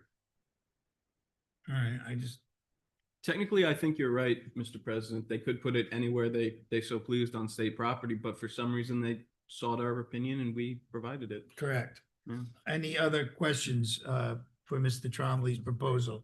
Rego, please. So my feeling is, and that's why I didn't have a problem with a plot camera. If I go to other communities, they have it, they're gonna nail me. So my fear is they'll have it, but yeah, if we have a crime in town, we won't be able to solve it because we didn't have the block camera. So, I mean, everywhere you go, people have information. I mean, sometimes I use my phone, I'm going somewhere, it's telling me where I'm going even before I'm going there. So this information's out there. I think the only people it might hurt is us. That's my opinion. I respect where he wants to go with this, but again, I don't have a problem with the plot. Yeah, I mean, the biggest concern that I hear from people about these. I'm just not gonna say anymore. I'm gonna stop talking at this moment. Okay. Is that what you said? Yeah. I mean, the argument that I've heard all along is due process, number one. Number two, they didn't, in regards to the last specific solicitation by the state police, they didn't have their MOU in front of us, which I thought was rather an interesting approach, coming in front of us without a list or a contract or anything for us to be able to actually look at. So Mr. Trombley's brought this proposal forward. Mr. Trombley, you want to make a motion? Do you? So the motion would be to direct the solicitor to draft an ordinance along the lines of what I've suggested with the caveat that it would not apply to Ring doorbell cameras and other such technology. So it would be like professional technology. The advanced stuff, yeah. And I'll seek a second. All right, is there a second? Second. Discussion, further discussion? All in favor? Aye. Aye. Aye, sure. I'm opposed. I'm opposed. Okay, so there you have it. We don't even know if this is legal, so whatever you draft up, Mr. DeSisto, it'll be coming back to us, I'm sure. Nothing that Mr. DeSisto has ever done has ever been touched with legality, I assure you. Oh, no. I mean, I've got it right here. You know. Okay, next we have new business two, discussion and action directing the town manager to obtain quotes from reputable insurers for catastrophic insurance coverage for the town of Warren. Mr. Trombley, once again. Yes, thank you, Mr. President. And I was graciously informed by members of the council that this has been considered in previous councils as well. I brought it forward because it's about to be budget time. We did have, obviously, the great incident many, many years ago that left us in a financial position that is difficult. And it's worth exploring potentially whether or not we can afford this within our budget priorities. So this would simply direct the town manager to obtain some quotes this would be in excess of the current policy limits that we have with the Rhode Island Interlocal Trust. I have also spoken with Councilman Rigo, who would like to see if we can get the Rhode Island Interlocal Trust to come and present on their sort of policy limits and what else we might be able to do. And I'm more than willing to amend this item to incorporate that. I think the trust max is out at 5 million. Correct. Anthony. And this is, and I'm totally in favor of obtaining quotes. I believe in the past when we've gotten them, the numbers were so astronomical for that to cover something bigger. Yeah. But I mean, it never hurts to get quotes and to see where we're at to go from there. Mr. Rego? So it's funny because I was going to put this, not specifically to catastrophic, but I was going to put it on the agenda for this month, but because of budget and everyone's overwhelmed, I didn't. But was my intention that we should be, and there should have been in that ordinance we put, that I put together for the budget, that probably should have been something that's reviewed on an annual basis. Shopping is one thing, but even knowing what you have, I think is very important on an annual basis. So I'm going to make a motion, and the motion is to have the town manager direct the department heads to inventory all town-owned vehicles, equipment, forward it to the budget committee to review all town insurance policies and advise the town council a recommendation. That way it covers pretty much everything. Yeah, but I'm. Wait a minute, that's a different agenda item. $5 million per incident. Yeah, but I put it, But it's so a, I'm looking for everything. Yeah. Looking for. it's a different agenda item. That's a predicate to what Mr. Yeah. Trombley's asking for. It's insurance. That's okay. Basically, in order to determine what the excess insurance policy, what the cost of the excess insurance would be. This is the predicate to that to find out what coverage you have now. Yeah, review, it's basically reviewing all the insurances. Okay, so that's Second that motion from Mr. all in favor? Aye.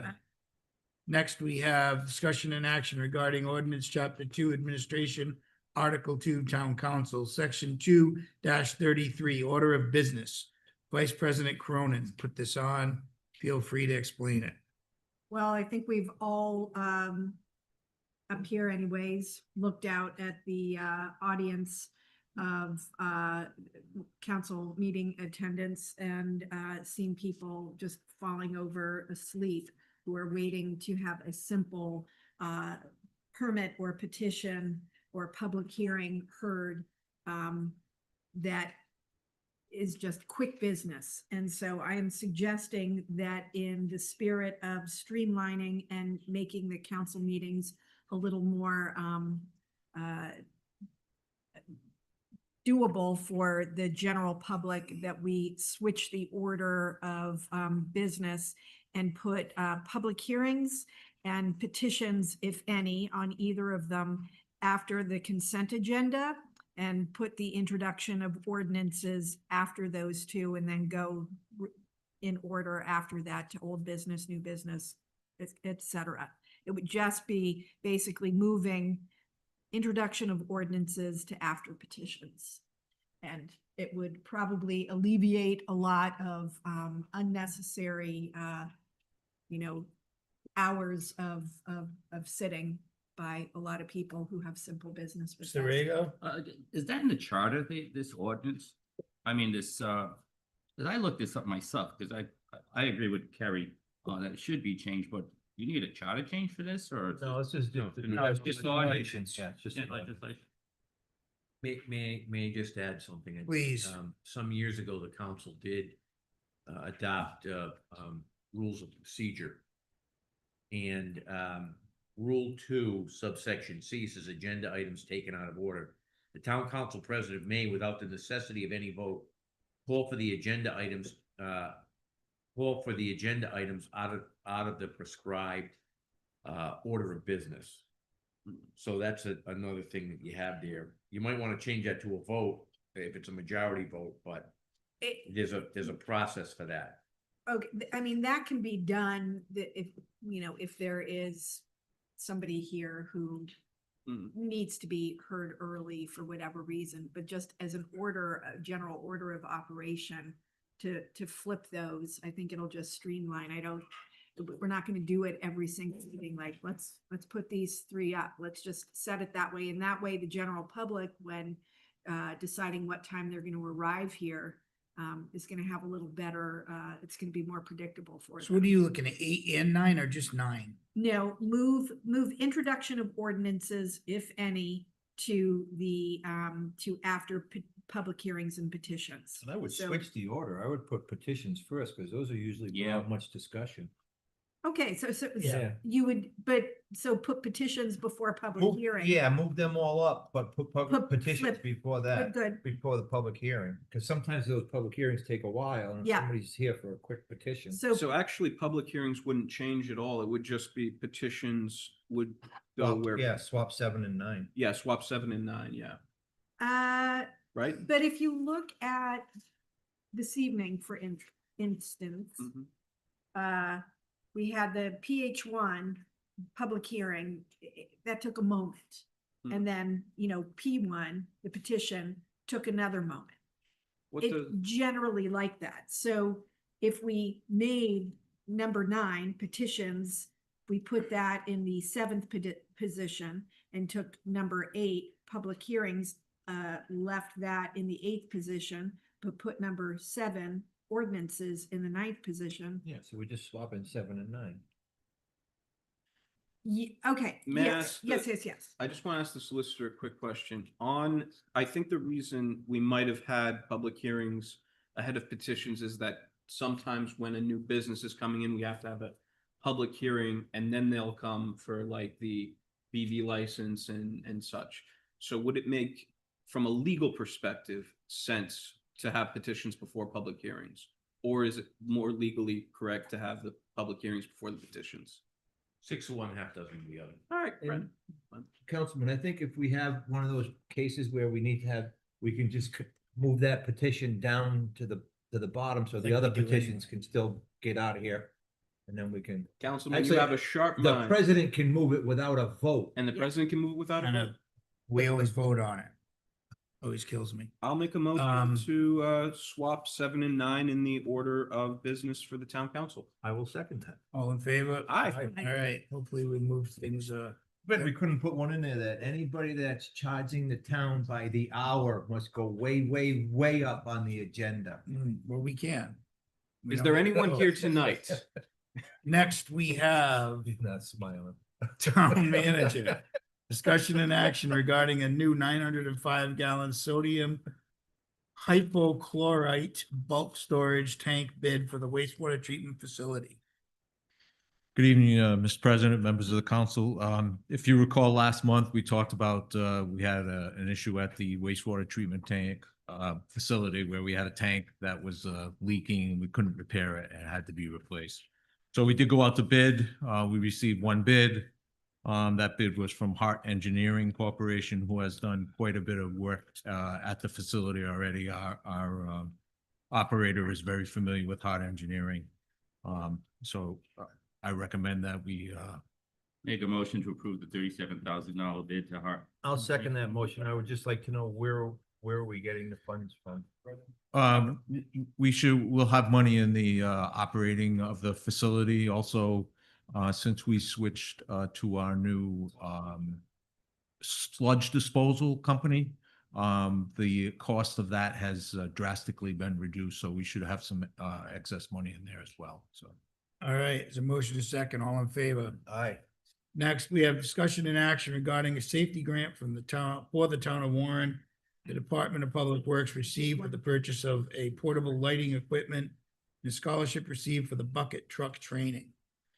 Yes, Mr. President, I just wanted to bring to the council's attention that the town was awarded these two grants. The first one is for lighting, portable lighting. I had actually noticed in the July when we had the severe thunderstorm, brought down quite a few trees. We lost the power in sections of the town. Some of our workers were out there using chainsaws, and the only light they had was the light from the light bar on some of the vehicles. So it was quite dangerous. So this will give them some safety when they have to go to scenes where there is no electricity and they need to be able to see at night. Light And is then- good. And then the second one is from the Public Works Director, Brian Wheeler at the time. He put in to get a scholarship so that we can bring someone in to train our workers on buckets of bucket right. safety. No actions needed. Next, we have a request from the town manager to be excused from the March 10th, 2026 town council meeting. Yeah. We don't need to make a motion on that. You're just telling us you're going, right? Yes, my wife has arranged for. Your wife her- asking permission? Well, she's arranged for her and I to go on spring break with my daughter, so We could deny it. What was that? Yeah. Yeah, we never let Tony out of the house. Yeah. so. So do you want us to take a vote, Mr. DeSisto? Is there a motion to, I'll make a recuse- motion, the town manager be excused from the March 10th town council. Second. All in favor? Aye. Next, I don't know if that's legal. discussion and action on the Tough. annual permit Souvenirs, we fee need souvenirs. for the use of the commercial town dock. Mr. Silva. This is in conjunction with the change we just made with the verbiage on the ordinance. I'd also like to propose that we increase the fee by $100. Again, in an effort to stop people from paying for slips that they're not going to use.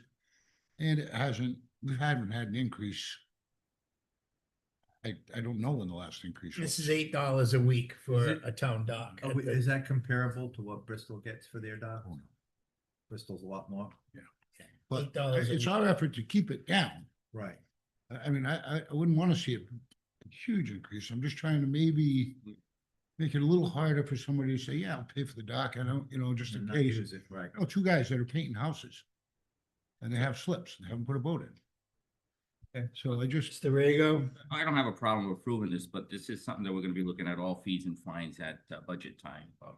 I'm trying to get it in prior to the letter going out. Right. yeah, okay. there you go. Yeah. Is there a motion?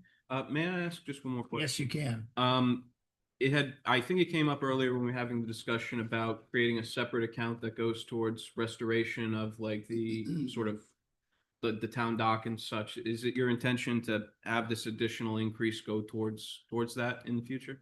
It's entirely up to the council. Well, yeah, that's a different Yes, discussion. it's a That's- different discussion. The Harbor Commission Yeah, wants that's- that. Yeah, budget time would be time for. restricted Budget time is the accounts. time for that. Understood. Just wanted to raise that question. Thank you very much. I'll make the Alright. motion to approve this if that helps. All in favor? Aye. All right, so yours was the second, Mr. Bromley. Not a problem. Next, we have a request permission to overspend in police dispatch overtime. And this is account 01540-001030 for $10,000 to be offset by the animal control wages union account 01560061020. Yes, Mr. President. Self-explanatory. Yeah, we're short in this area because we had to hire a new dispatcher and train that person, so it's gonna affect the Is there a motion? I'll make a motion. Second, Second. all in favor? Aye. Discussion, please. So, yeah, we had this discussion already. When we taking out it from one fund, then you're putting it into the other fund, are you gonna show the higher amount on this fund and then reduce the other one on the budget, or are you gonna have a different process for that? Yeah, we would increase the budget line. Oh, okay, and then you decrease them, okay. But for budget purposes, next year, we're gonna see what we actually budgeted, right? And then what we actually used. You're not gonna use what's on here, you're gonna use what we actually budgeted. Well, You follow? I think you would see you would see the change, I think. You would see the higher number or not the number that, We could do it either way, I guess. yeah, okay, as long as we see what we actually did, and then we get the actual, the higher amount, you understand what I'm saying, right? Okay, that's fine. Next, we have request permission. Oh, yeah, was there a vote? All in No. favor? Aye. Okay, next request permission to overspend in the ACO salary account 01560061040 for $23,000 to be offset by the ACO wages union account 01560061020. I'll make a motion. Second. All in favor? Aye. All right, next we have request permission to overspend in the Harbor Master Dock Maintenance Account 01540042020 for $1,500 to be offset by Assistant Wages Account 01560 041030. Make a motion to approve.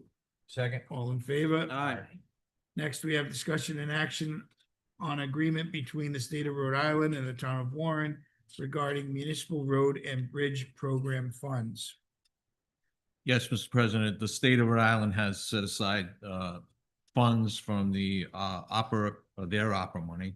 And they request that we enter into an agreement with them that if we have the ability to spend roadway or bridge repair funds, that they would give us 1/3, but match that with 1/3 of what we spend. So if we spend $100,000, they'll match it with $30,000 or $33,000. Right. We did do this last year, if you recall. With the pavement. Yes. Right, so we Yeah, just, so let me just say before I forget, it's not really a third. They're gonna give us a cap of $86,000, correct? I'm sorry? They'll give us up to $86,000, right? Or is it a third of whatever we It, spend? it's a third of up to $86,000. Oh, okay, that's right. Yes. and this, so we just need a motion to enter into the agreement, correct? Yeah. I'll make a motion, we enter the agreement. Second. All in favor? Aye. Next, we have discussion on grants that the town of Warren has received and the cost share match for those grants. So I've asked for this. And if we all take a look at it, please, you'll see that we have the first one, the Economic Development Administration. The grant amount was $3,118,500. Local share was $250,000. And this is for the J Mills Park, correct? No. No, So- this is for the major electrical upgrades at Oh, that one is, all at right. the wastewater treatment plant. Okay. And when we're going into the budget cycle as we are, one of the things that I wanted to bring up to everyone is that last year, if you remember, we had the shortfall in the utilities account for the sewer treatment facility. And we increased the sewer usage fund fee to cover that loss. Well, that covering of that loss would be about the 250,000. So I think we're in good shape to, This is covered by the, that 250 is covered by the Rhode Island DEM grant, correct? Yes. That's So we don't have correct. to worry about that. That's correct. That's the, if you recall, before Mr. Durfee left, Correct. he was able to all right, I'm talking about the work with wrong one. DEM. No, this is, it says local share, but that's zeroed out because we got another grant from DEM to cover the local share. So this is a wash, the first one. Where's the one that, It's the next one, Joe. the next one? Okay, so the next one, thank you, Mr. Rego. So with the EPA, the direct spending program for the primary sludge pump station upgrade, that is 2,240,000. So then we have the local shares 560,000. Correct. So for 2 years, if we kept the sewer usage fee where it's at or increased it if need be, we would be able to generate that 560,000 So just through the sewer usage fees. I'm which not directly really worried. goes- I'm not worried about that 560. I do know that the 180 that we lent the sewer department needs to come back, but that should still give us about $300,000 or $400,000. So I think we can cover that. I think so. Right, well, what I'm doing is pointing out the fact that not only do I think we can, but we absolutely can, because the sewer usage fees that we increased is bringing in additional revenue that we can directly spend on the sewer treatment facility. Because that's the whole idea of a sewer usage fee. Just pointing that out to everyone. Okay. Next, we have the police station grant, which we're not going anywhere with right now. Then there's the fire protection out at Twisted Point. And that didn't have a, what's the match on that one? I'm sorry, which one, Mr. The President? Twisted, the. The match, Chief, the those- match on that is about 200 and right now, Oh, yeah, it's on the right, thank you. $206,000, yes. 206. Yes. May I ask, how is the progress of that going? We have had discussions, the fire chief and I have had discussions with USDA. There is some issues as far as location of where that, those, Tanks. the tanks, yes, are gonna be placed. The other is that we need to get, some engineering and, money to do that. Okay. So- Still in discussion phase, basically. What is the match on that one? I don't think it's. So currently, the way the grant was written, the scope of that work was written, it's $206,000 because it was written in a certain way. We've had discussion with USDA that if it is rewritten, the scope of the work is rewritten, then there might not be any match at all, Right. or the match might be a lot less. Right underneath that, in that same category, it says Rhode Island Commerce Site Readiness. Is that 155? Would that cover some of the 206, or is that a totally separate thing? I believe that's what it's indicating. Is that correct? No, so that's a separate grant. That's the Rhode Island, the commerce grant that we got that is in the process of looking at the infrastructure up at, Metacom Avenue for the market to Metacom plan. Okay. So, Okay, different. So then you had Quirk, no match, the housing transit, no match, the housing municipal technical assistant, no match, infrastructure bank, no match. so this is a J Mills Park one, Mr. President. All right, but they, Those three. so it should be 1%, right? Are they charging us 1% on the? No. No, this, the J Mills Park one is there is no, match from the town. The match that is required, we're using one grant to offset the other grant. So the one that, I believe you're speaking about was we had to get The reimbursement grant. yes, that we had to use, Line of credit. like a fund that the, infrastructure bank is gonna give us because we can't, That's we have been to all get. cleared up. So we're moving forward on that. We have been, they've been sending, information to myself and the solicitor. Their legal is still working on the Language. correct. All right, so then you got the SNAP watershed implementation, the match is 1 million. It's covered by another grant. It's covered Covered by, by yeah, another those grant, those so- two grants are offsetting each other. All right, I just wanted to bring everybody that, all of this to everybody's attention. We've got a lot of grants and it's good news. When do you anticipate any of this work being done? Do you know? J Mills Park, they're working on right now. They're doing Spring. the site analysis, the getting permits, DEM, CRMC permits. They are expecting to start work in the springtime, actual work. All right. And what about the sewer plant? We still have to, there's paperwork that we still have to file with EDA and EPA. I'm sorry. I did have a question going back to this 1/3, that 86,000 that the state was putting out. Is this for state roads or is it No. for town roads? Town roads. We just have to show them the project and let them know what the project was. If you recall, we did it last year when we did $100,000 for road repavement. We were able to get, was it 33,000 additional from the state for that? You can use up to that 86, but we have to find the 2/3 more. What was the road we did last year? I'm just curious. The point The dock. Yeah, now I remember. and church on EV and Leonard. And part of the transfer station, I think. And you did some small repairs, right? All right, good. Mr. Rego. Yeah, I'm good. Thank you. Next, Finance Director, Revenues and Expenditures. Thank you, Mr. Sullivan.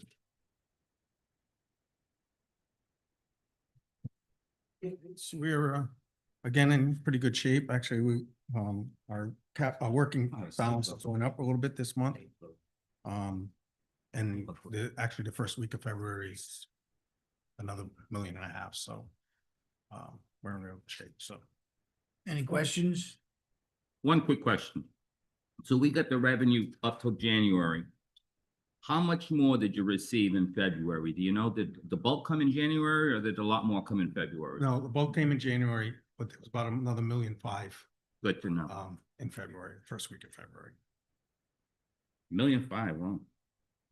Mr. President, Yes. I'd like to point out a couple of things.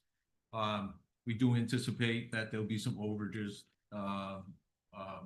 mostly because of the snow and the cost of removing snow, both at DPW and I understand that there may be some, because we staff the fire departments as well during the storm. So I just wanted to let you know that ahead of time. The other thing is, I just want to give some kudos to the finance director. The finance director has been making sure that each month that what do you call them? Reconciliations are up to date and on time every month since he's been here. As you know, that's been our Achilles heel for 1.5 years. But the finance director, each month he has got those done right at the end of the month. And, you know, it's certainly going to make it a lot easier next year when we go into the auditing process. So I just want to give those. I look forward to doing the budget with you in the room. Yes. And let me just say this, I work, you know, I'm always there and I think Gary's amazing. I come up with an idea, he puts it on paper and just, it's, the whole goal is to make life easier for everyone. You know, so thank you, Gary. Thank you. Yep. Thank you. All right. Next, we have DPW. Did both of them come down or do we just have one? I'll do this one. All right. All right, so the first one here is a discussion action regarding updating of parking signs with the Economic Development Board. Jesse and I have worked a lot in the last kind of 1.5 years talking about parking signs and coming up with ideas. We did give you in the packet a couple of ideas that we're looking at. We feel that the small circular maroon signs don't really help anyone identify where parking actually is in town. We've kind of looked at other ways of doing it to brighten it up, to kind of put some color to it, liven it up and actually direct to the right areas. So we did a tentative quote with the sign company because some of these signs would be out of our capabilities. And we're ranging between $95 and $250 per sign. So it's not crazy amount of money. Economic Development Board has come up with the kind of some ideas of where they would put them. And I think what we would like to do is get your approval to kind of go and narrow down this design. And then they would present to you this final design and you say yes or no. And then they can go ahead and start purchasing. So we can hopefully for the summer season have some new parking signs and people would be able to actually find the parking spots that we have in town. Go ahead. I see these quotes are all for one of each. Correct. Just to get a price. How many of each do you think we would actually need to accomplish what we're trying to accomplish? I think when we kind of first started looking at it, we were probably in the ballpark of under $5,000 when it came to signage, with the mounts, with everything we needed.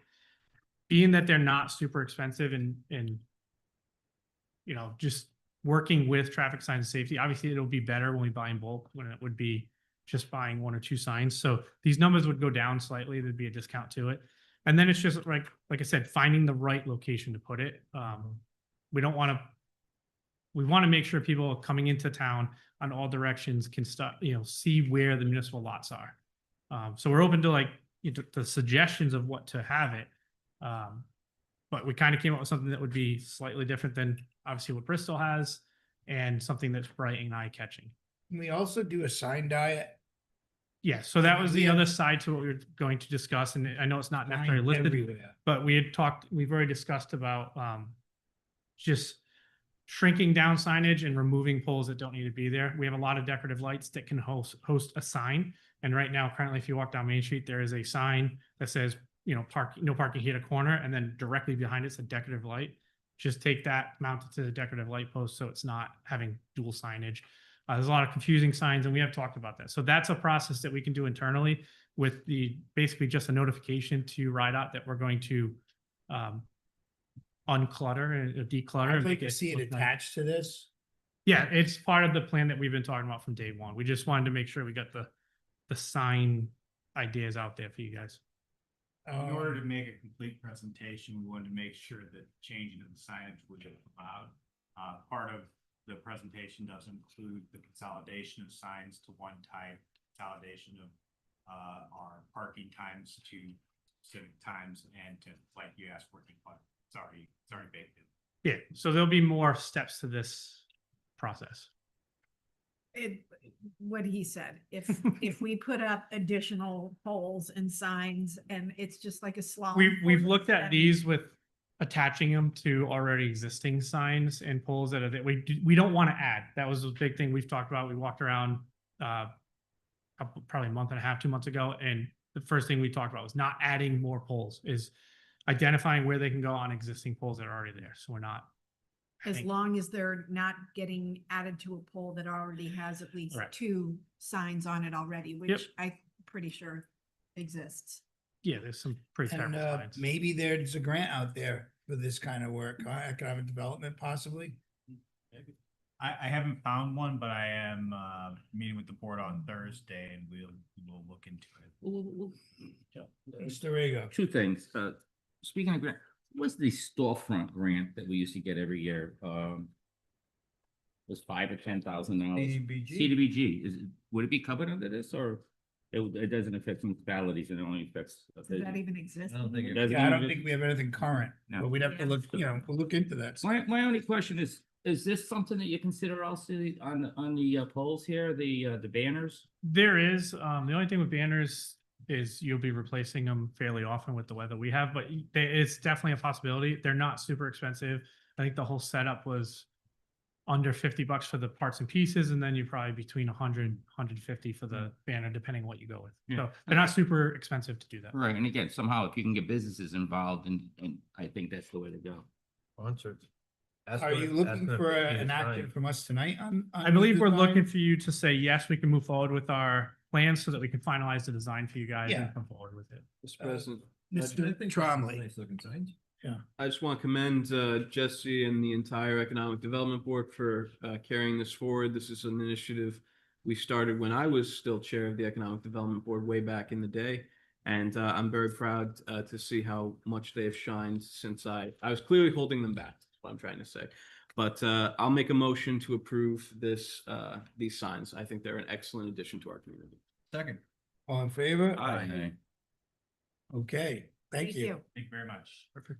I'm just surprised that our solicitor didn't see the signs of that coming. So next we have discussion and action regarding the Bursgill Park concrete bleachers and removal.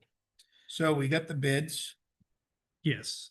So there's, obviously we have 2 different bids. They're more or less, one's rebuilding and then some of the other ones. So the problem I found on the rebuilding of it is most companies would like to see us, and I know they're 2 different ones, but they're basically the same. So most companies would like to see engineered drawings for the rebuilding, which is why we only received 1 bid, and I'm not positive it's a great way to move forward with it. Right. On the removal and regrading, some of these bids were very high compared to what I thought they would come in at for some of them. And then there was some that were lower. I would also ask that we deny these bids at the moment and push it down to the DPW to rent pieces of equipment, but also set aside a 2 to 3 week time frame to do the work. I think it's something the DPW can do.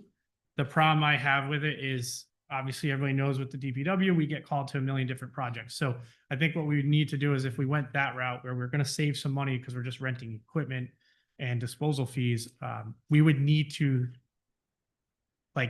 really hard pressed say we're not doing any other projects besides massive emergencies that pop up, because we have to focus our effort on this. But I think we would save a lot of money. I mean, the cheapest bid that came through as a total was $58,900.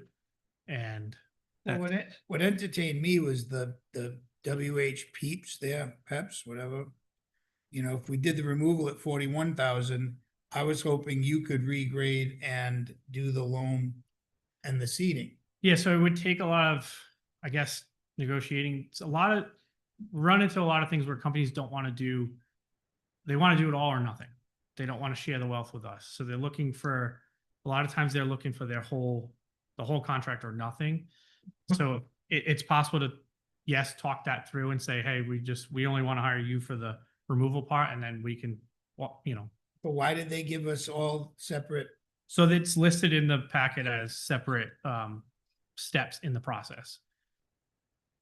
They wouldn't know that going in, that they're giving separate costs associated to the They do. task? No, they know that. It's just a conversation we had with a few companies that they want the whole project, or they're not really looking forward to doing. They don't want to be working necessarily with. That's interesting. Mr. Part of- Rego?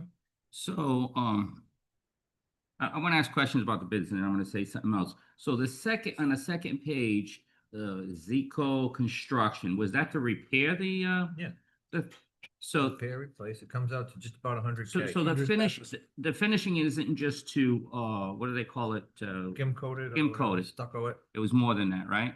Yeah, they got reinforcement in there and Yeah, everything. so in order for these, and our building official can attest to this too, is anything, we're gonna go over the cost of the 50% cost of these stairs. So Mhm. we would have to bring it up to today's standards, which is gonna require railings, fixing the. Blueprints, engineered drawing. Yeah, Okay, so it's a lot to bring these up to standard today. let me say my feeling, and then Joe and I, we talked about this a while back, and then you talked about it, I was on vacation, and that was donated to us by, I think his name was, you know who it is. Joseph Martin. Joseph Martin, 100 years ago. One of the things I liked, and that trust is still around. One of the things I like to explore is possibly if there would be any funds in that trust to rebuild this. The second thing is, was there anything tied? I don't think there was 100 years ago, but I think we should look into seeing if there was anything tied to that donation. Well, And again, we don't really have the funds right now anyways, Joe. So exploring it, and it doesn't cost us anything is something that I'd like to do. Just want to speak to something that Brian just said. If you call them bleachers, they fall under the building code. If you call it a landscape feature, which we don't have a field, so they are not bleachers anymore, they do not fall under the building code. Bingo. I believe we called them. They they have a park landscape items, feature, yeah. which are not regulated by the building code. So we don't, we would still want a design plan, obviously, if we're spending money. But it does not need to comply with the building code because it would be a landscape feature, because to have a grandstand, you have to have a field to watch, but we've got a bunch of trees in the middle of the field now. So unless we're watching birds, it's not really bleachers. So it would not require building code approval if you call it a landscape feature. So let's take that off the table, because I really want to save these. It's an icon, it's a landmark thing. I was talking to a lady yesterday, and I says, I would much rather save these than take them down and grade them, or I would much rather rebuild them or save them than to eliminate them. That's part of Warren's history right here. How about get rid of half of them? I feel the I'd like to same. be able- If we can bring in the bike path to a better path, a better landing. If we could get rid of, it's about 160 feet. If you cut it right in the middle, it would give us a much greater opportunity to enhance the bike path connection. So Joe, again, we don't have the funds right now. We don't have the thing. So let's just explore options as we go. Doesn't mean it's a dead issue. but- No, but the insurance company is still there and they're. Well, that $100,000 is a lot less than I was expecting. I know that's probably low, but even if it jumps up to 150, Yeah, I think. it's not rocket science. These I think we were all things are expecting not a rocket lot higher science. than. It's just a retaining wall with steps in it. That's all. But it's actually a landscape feature. Remember that. It's a, Landscape they are feature. not bleachers because there's All no right, so field. the It's a motion- landscape feature. Mr. Hanley, at this point would be to reject. Motion to reject all. Motion would be to reject the bids and have the DPW director and town manager work on, Options. options. I'll second that motion. Is that, those options include researching the trust? Yes. Yes, What do you mean? absolutely. Well, The Joseph What Martin money Trust. left- Oh, researching if it's restricted. Not for an if there's any insurance trust. restrictions. Correct. right. Yeah, I thought you were talking about the local trust. So yes, all in favor? Aye. There's a second, all in favor? Aye. Thank you. And I would Next. just like to say one quick thing, and it's just thank you guys for your support while I'm heading into this deployment. This is my last council meeting until April of 2027. So just want to thank you guys for your support and allowing me to take this opportunity to go serve our country. So I want to thank you for your service. been a Thank you. lot of fun. I'm gonna miss you guys. I am still in contact with everybody here, so Stay safe. can't wait to Keep get your to head- warmer weather Djibouti. in Africa. So Pictures. there's Keep not your much head- there. Thank your you for head all that down. you've done. Okay, thank you. Mr. Wheeler. Next, we have the fire chief, discussion and action. An authorization for the town council president to sign a formal agreement, a formal proposal, excuse me, with KS State Bank regarding the municipal lease purchase financing, the emergency medical services rescue ambulance vehicle. Yeah, this is the rescue you approved the last budget season for the refurbish, for the remount. It's due to be delivered hopefully this July. So this is the leasing company went out to bid to make that purchase. Pass it over to. So it's a refurbished box, new, everything else, Correct. and it's a lease, It's the lease- No, it's- No. it's a purchase. They call it a lease. It's a lease purchase. lease purchase. No, it's not a lease. It's just a purchase. Payment. They call it, I don't know why they do that. I don't know, I was just, Well, because It's a purchase. Yeah, I'm repeating what I read, it says lease. and this is all within the It's a numbers that municipal we lease, approved. yes. Excuse This me? is within the numbers that we approved at the budget. It is, yes, and KS Bank, State Bank is, actually, we've done business before with them as the town of Warren did. And they had the lowest rate. It would look good.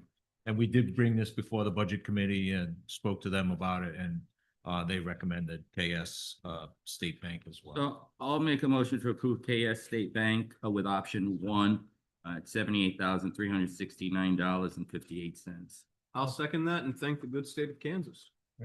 Okay, all in favor? Aye. Thank you. Next, we have page 8. Police chief. Hi, chief. Good evening. Been awful Discussion quiet and action tonight. regarding the allocation of funds for the police dispatch consoles. Did you get all dressed up for this desk? I did. Okay. What do you got? So we were looking, exploring looking into getting new dispatch consoles. Since we are gonna enlarge in dispatch center, and I did find some funds. So I'm asking permission to allocate those funds for those reasons. We got a $2,000 from the trust for that. And we are using some of the opera money. Good. I'll make a motion. We approve the allocation of funds for the new police dispatch consoles. All right, Mr. Tromley second, all in favor? Aye. Did you Alright. say the amount? So Yes. $26,730. Total, but it's coming from a bunch I of realize different that, yeah. little areas. You're all set. You Thank got you. it. Thank you. Thank you very much. All right. I'll Is there a make motion to adjourn? I'll make a motion to adjourn. Second.